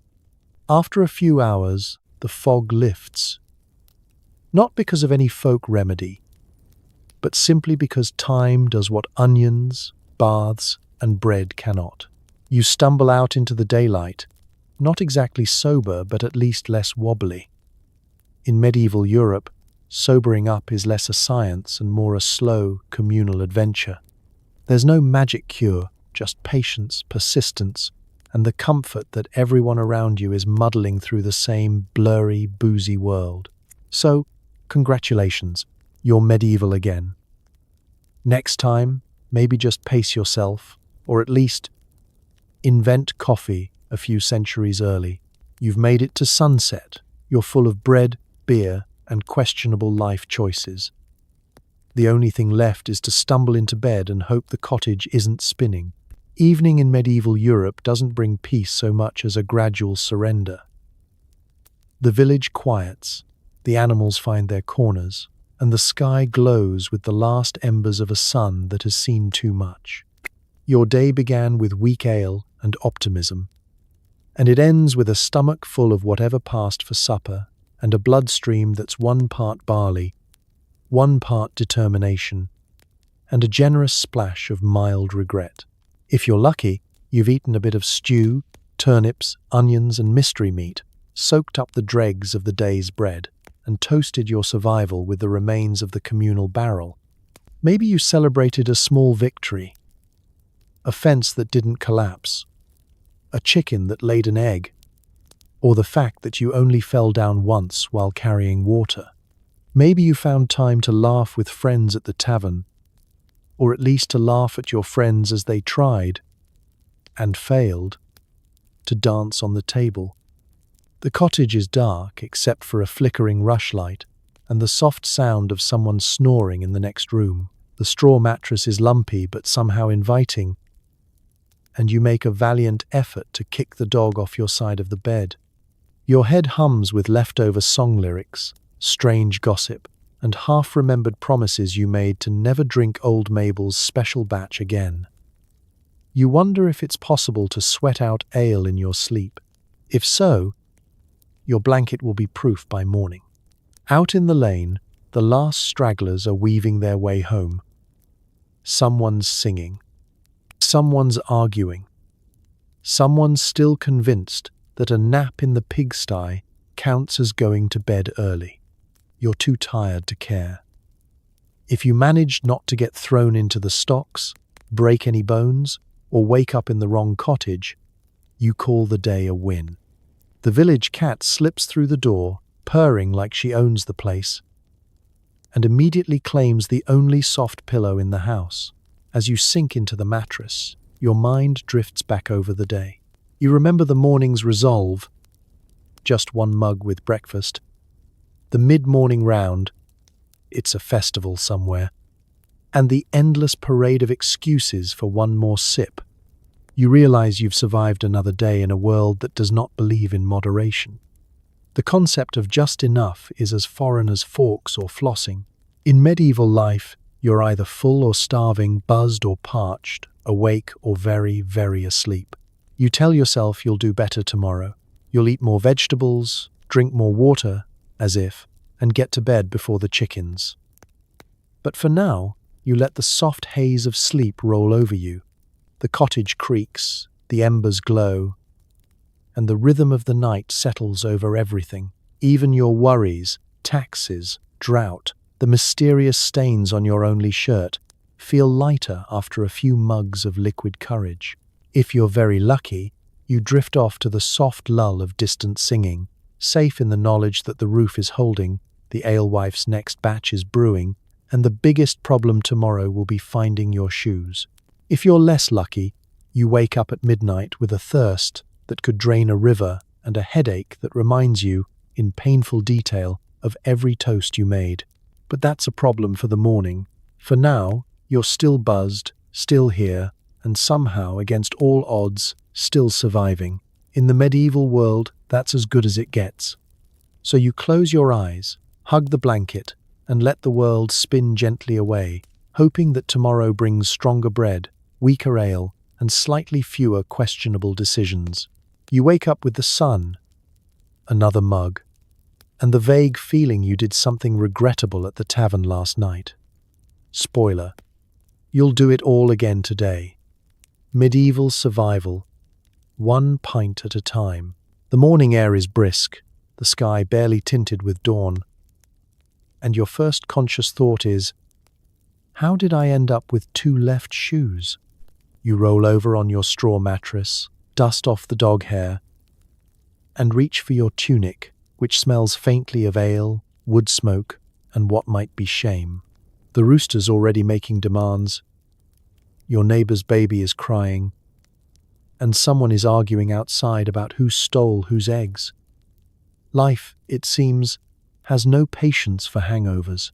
You swing your feet out of bed and notice the floor spinning gently beneath you. A not-so-subtle reminder that moderation is for future civilizations. Your mouth is dry, your head feels stuffed with sheep wool, and your stomach is debating whether last night's stew was a blessing or a curse. Still, there's no time to wallow. The day has begun, and the only thing more reliable than sunrise is the appearance of a wooden mug thrust into your hand. Breakfast is served, and by served you mean poured from whatever barrel survived last night's onslaught. The bread is a little staler, the porridge a little lumpier, but the ale is as dependable as ever.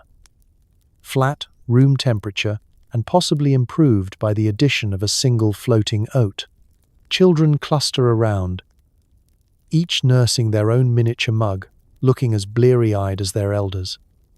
No one bothers pretending this is normal. It just is. As you chew your breakfast, flashes of last night's festivities begin to surface. Did you really challenge the blacksmith to an arm wrestling contest? Did you sing a song about sheep, or were you the sheep? Did you actually promise to fix the fence, bake a pie, and officiate the next barn wedding, all in the same hour? You hope not, but the glances from your friends suggest otherwise. The village is already in motion. Fields need ploughing, wood needs chopping, and someone must find out if the river is still running in the right direction.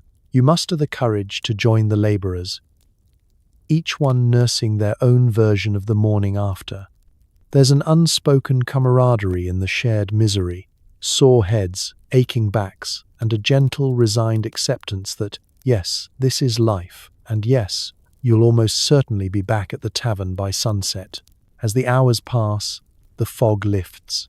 You find yourself working alongside the same people you toasted last night, and possibly wrestled or insulted, though everyone is far too polite, or too hungover, to mention it. Gossip is traded along with tools, jokes are made about who snored loudest, and promises of never again float through the air like dandelion seeds. No one means them. Lunchtime arrives, and with it, another mug. You're not sure if it's tradition, necessity, or just stubborn defiance of clean water, but it doesn't matter. The beer goes down easier now. The aches fade, the headache recedes, and your resolve to live sensibly evaporates in the warmth of a midday Sunday. By afternoon, you've almost convinced yourself that today will be different.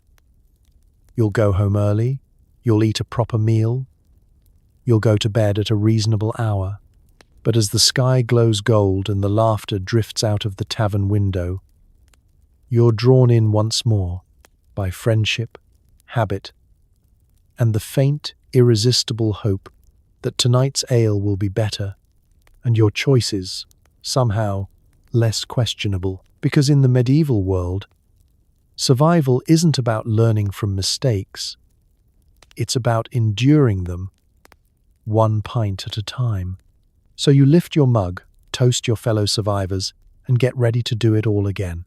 After all, tomorrow is just another morning after. Before IPAs and craft breweries, there was gruit, a wild blend of herbs, weeds, and wishful thinking. Hops are still suspiciously foreign. So your beer tastes like whatever grew in the ditch, and sometimes like whatever died there too. In the medieval world, brewing is an act of courage and creativity in equal measure. There's no such thing as a standard recipe. The closest you get to consistency is the shared hope that this year's mug will taste better than last year's experiment with dandelion stems. Groot, pronounced however the alewife feels that day, is the not-so-secret ingredient that transforms each batch into an adventure or an ordeal, depending on your luck. What exactly is gruit? It's not just a single herb, but a recipe shaped by what's growing, what's available, and what hasn't already been eaten by the livestock. Common ingredients include yarrow, mugwort, bog myrtle, rosemary, and juniper berries. Some brewers throw in marjoram, sweet gale, or ground ivy. The boldest among them experiment with birch twigs, nettles, and the occasional mystery sprig brought in by a child with no sense of danger. Every brew is a roll of the dice. Too little gruit, and your ale is bland and forgettable. Too much, and you're halfway to inventing a medieval energy drink. The absence of hops is not just a matter of taste, it's a matter of suspicion. Hops, with their spiky green cones and uncanny ability to keep beer from spoiling, are regarded as exotic, possibly magical, and a little bit German. Some towns consider hops untrustworthy or unnatural. A few local laws even ban them outright, convinced that anything this effective must have strings attached. The result? A centuries-long love affair with gruit, and a wide spectrum of flavors ranging from earthy meadow to liquid haystack to this, was meant for goats, wasn't it? Gruit has another secret. It's mildly medicinal, or at least everyone insists it is. "Drink this for courage," says the wise woman, pouring you a cup laced with wormwood. "Try this for dreams," says the alewife, handing you a mug full of mugwort and cryptic smiles. "This one helps the spirits talk to you," says the shepherd, who might have been drinking since sunrise. Some brews truly are soothing, with notes of honey and wildflowers. Others give you dreams so vivid you apologize to your neighbors the next day. Brewing with gruit is a neighborhood event. The herbs are gathered in the spring, dried on racks or tied in bundles from the rafters, and jealously guarded until brewing day. Recipes are shared, debated, and sometimes fiercely protected, passed down the generations with whispered warnings. Never use yarrow after midsummer, or, if it fizzes blue, don't ask questions. The right blend of gruit can elevate a brewer to village legend status. The wrong blend can clear out the tavern faster than a tax collector at closing time. Of course, even disasters have their place. The batch that turned purple and tasted like pine tar becomes a story, a warning, and a dare for the next year's festival. Children are sent to help with brewing, mostly so they can learn what not to do. Old-timers reminisce about the lost art of gruit blending, ignoring the fact that half of them couldn't taste the difference between rosemary and ragweed. As hops eventually creep into favor, suspiciously late, and usually accompanied by passionate debates about the old ways, gruit starts to disappear from the brewing lexicon. But the legends linger, the wild flavors haunt memories, and every now and then, a bold brewer revives the tradition just to see what happens. Most villagers smile, raise their mugs, and hope for the best. Because in the world before IPAs, every pint was a gamble, and gruit was both the risk and the reward, equal parts herbal bravado and historical accident. So next time your ale tastes a bit like salad, remember, it's not a flaw. It's history in a cup. One wild, leafy, mysterious sip at a time. It's harvest time. The whole village is out, the ale flows like rain, and nobody remembers whose pig this is. Festivals mean drinking competitions, questionable songs, and at least 3 broken cartwheels before sunset. Medieval life is famously hard, but when it comes to festivals, nobody parties quite like a people who expect the next famine any minute. The end of harvest is more than a reason to celebrate. It's a communal sigh of relief, a rare chance to forget hunger, war, and the persistent question of who borrowed my only spoon. The fields are finally cleared, the granaries are as full as they'll ever be, and the village erupts in a riot of sound, colour, and, inevitably, spilled ale. Festivals start at sunrise, and don't end until everyone is out of food, drink, or dignity, whichever comes first. The alewives are brewing overtime, carting barrel after barrel to the village green. The best batches are reserved for this day, but even the experimental stuff finds a place. Children dart between the benches, chasing chickens, sneaking sips when adults aren't looking, and pretending not to notice when the pig escapes for the 4th time. There's a competition for everything. Who can drink the most without falling over? Who can sing the bawdiest song? Who can eat the most dubious sausage in one sitting?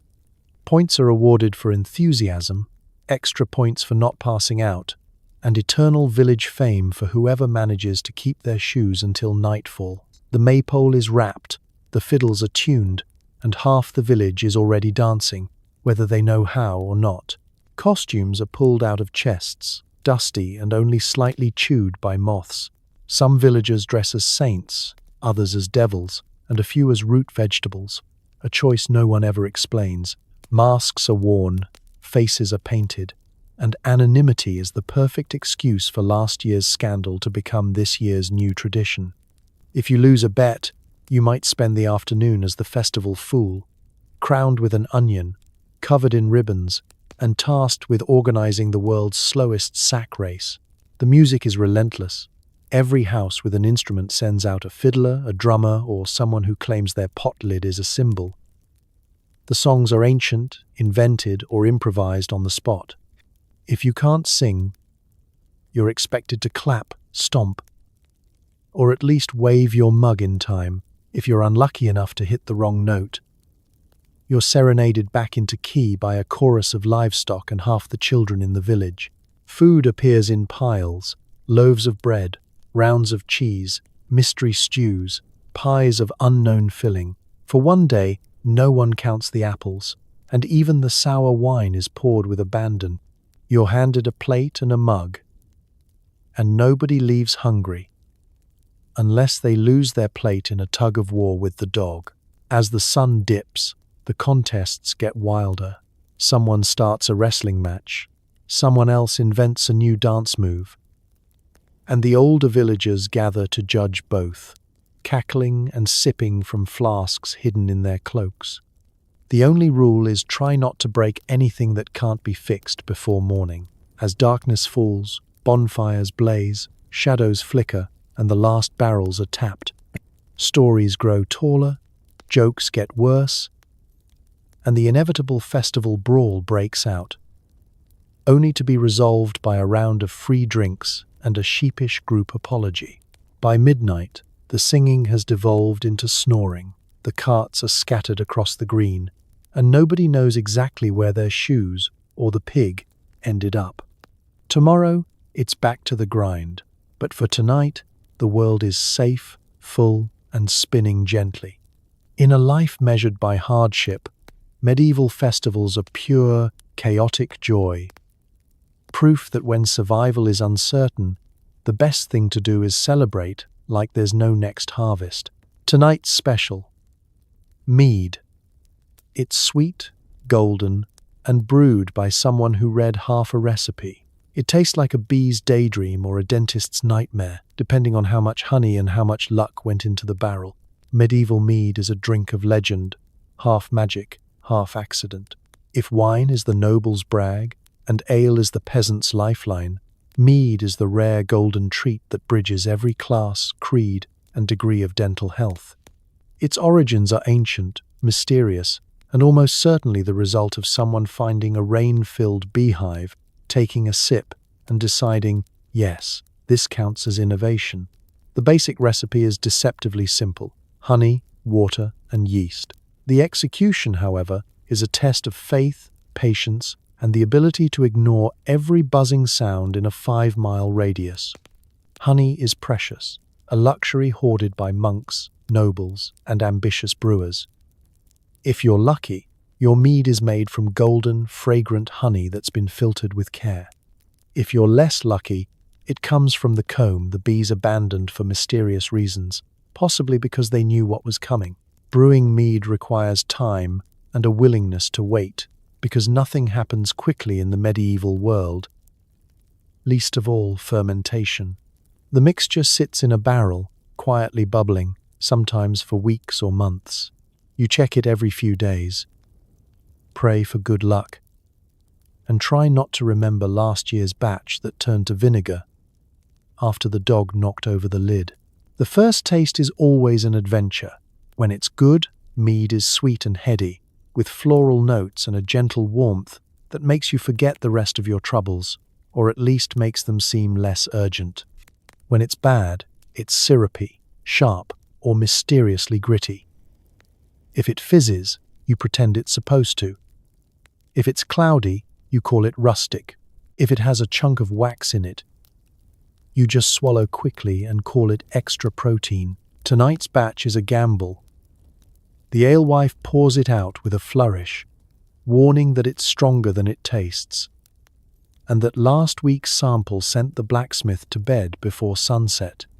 The color is rich and golden, the aroma somewhere between wildflowers and overripe fruit.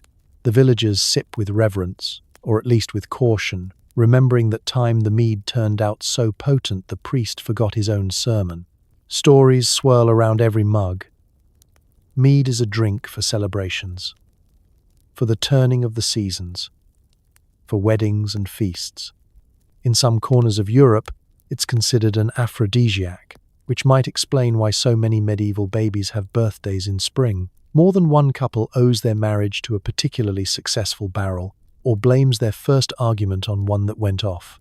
Of course, mead is also the perfect medium for experimental brewing. Herbs and spices are tossed in with wild abandon, ginger, rosemary, cinnamon, and the ever-popular whatever was left in the spice box. Sometimes it works. Sometimes it produces a drink so powerful that even the dog refuses a taste. The wise never ask what went wrong, and the bravest drink it anyway, hoping to build a tale that will outlast the hangover. Honey, the main ingredient, is always in demand. Beekeepers are village royalty for a day, courted with gifts and gossip, envied and occasionally accused of sorcery when their hives do especially well. Harvesting honey is an adventure in itself, involving smoke, prayer, and running away from angry bees while swearing never to do this again. Yet, by the next season, the promise of sweet mead lures everyone back for another round. By the end of the night, empty mugs and sticky smiles are everywhere. The mead has worked its magic, softening the edges of hardship, fueling tall tales, and making even the most lumpy straw bed feel like a feather mattress. If you wake up with a mouthful of fuzz and vague memories of serenading the beehive, just remember, in the medieval world, every batch of mead is a risk, every sip is an adventure, and every mistake is just as sweet a story for next year's feast. Every town has one. The villager who's always 3 drinks ahead has stories for every occasion and somehow never spills a drop. Is he a warning, a hero, or just really good at not having a job? The village drunk is more than a stereotype. He's an institution. He's known by a dozen names. Old Ned, Fast Willie, Sleepy Tom. Each town has its own version, and each one is somehow legendary and instantly familiar. He occupies the best seat in the tavern, a permanent reservation marked by the slight impression of his behind in the bench and the faint but unmistakable aroma of fermented courage. His schedule is simple and unchanging. He's the first to greet the sunrise, the last to see the stars. He makes his rounds early, often before anyone else is awake, stopping at each door with a nod, a wink, and occasionally a half-eaten crust of someone else's bread. Nobody quite knows where he sleeps, if he sleeps, but everyone agrees he's always around, like the village cat or the mysterious missing turnip. Ask him how he manages it, and you'll get a story for every pint. He's survived at least 3 plagues, 2 famines, and 1 deeply unfortunate incident with a horse cart and a wheel of cheese. He claims to have met the king, fought off a pack of wolves armed only with a mug and some sharp words, and won the village harvest festival dance contest by accident. He's the keeper of gossip, the guardian of local law, and the only person who remembers what happened last midsummer, though he refuses to tell. Children regard him with awe. He's part clown, part cautionary tale. He's always good for a coin, a story, or a demonstration of how to balance a mug on your head while standing on one leg, a trick that only occasionally ends in disaster. Parents use him as a warning. Do your chores, or you'll end up like Ned.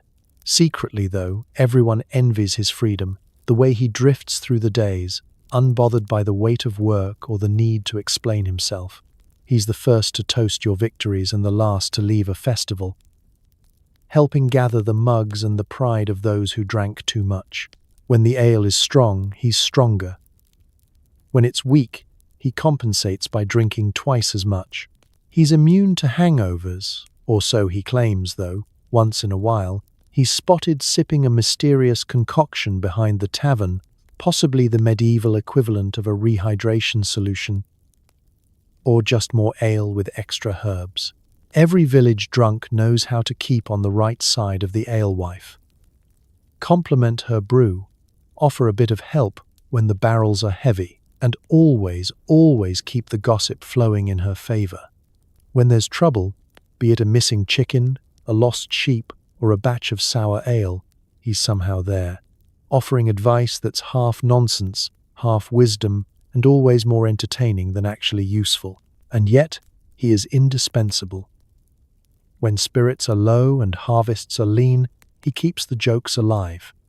When the well runs dry and the stew tastes suspiciously like cabbage for the 3rd week straight, he's there with a tall tale and a toast to better days ahead. On feast days, he leads the singing. On fast days, he quietly finds an extra mug for those who need it most. Is he a warning? Of course. Is he a hero? Sometimes, but mostly he's proof that even in the hardest times, joy finds a way to survive, one story, one laugh, and one unspilled mug at a time.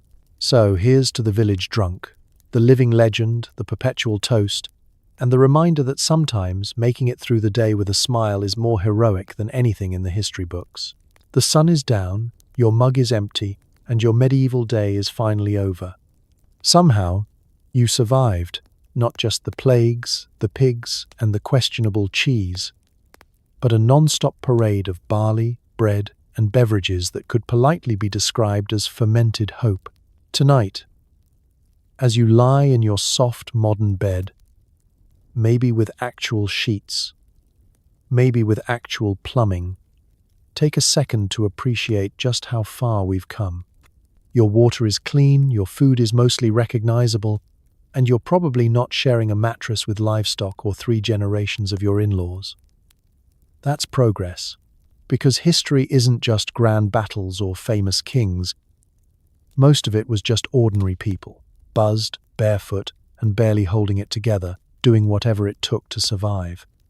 They drank ale for breakfast, worked with a steady buzz, and went to sleep, not knowing if tomorrow would be more of the same. And yet, they endured. They laughed, they sang, they occasionally accused their neighbor of witchcraft over a bad batch of beer. They made it work. So tonight, as you tuck yourself in, maybe raise a glass to those who came before you. To the peasants, the alewives, the monks, the kids with bread in their mug and dirt on their knees. To everyone who survived history with nothing but resilience, humor, and a suspicious tolerance for flat ale. Because if they could make it through the Middle Ages with nothing but stubbornness and something vaguely alcoholic, you can probably handle tomorrow. Sleep well. You've earned it.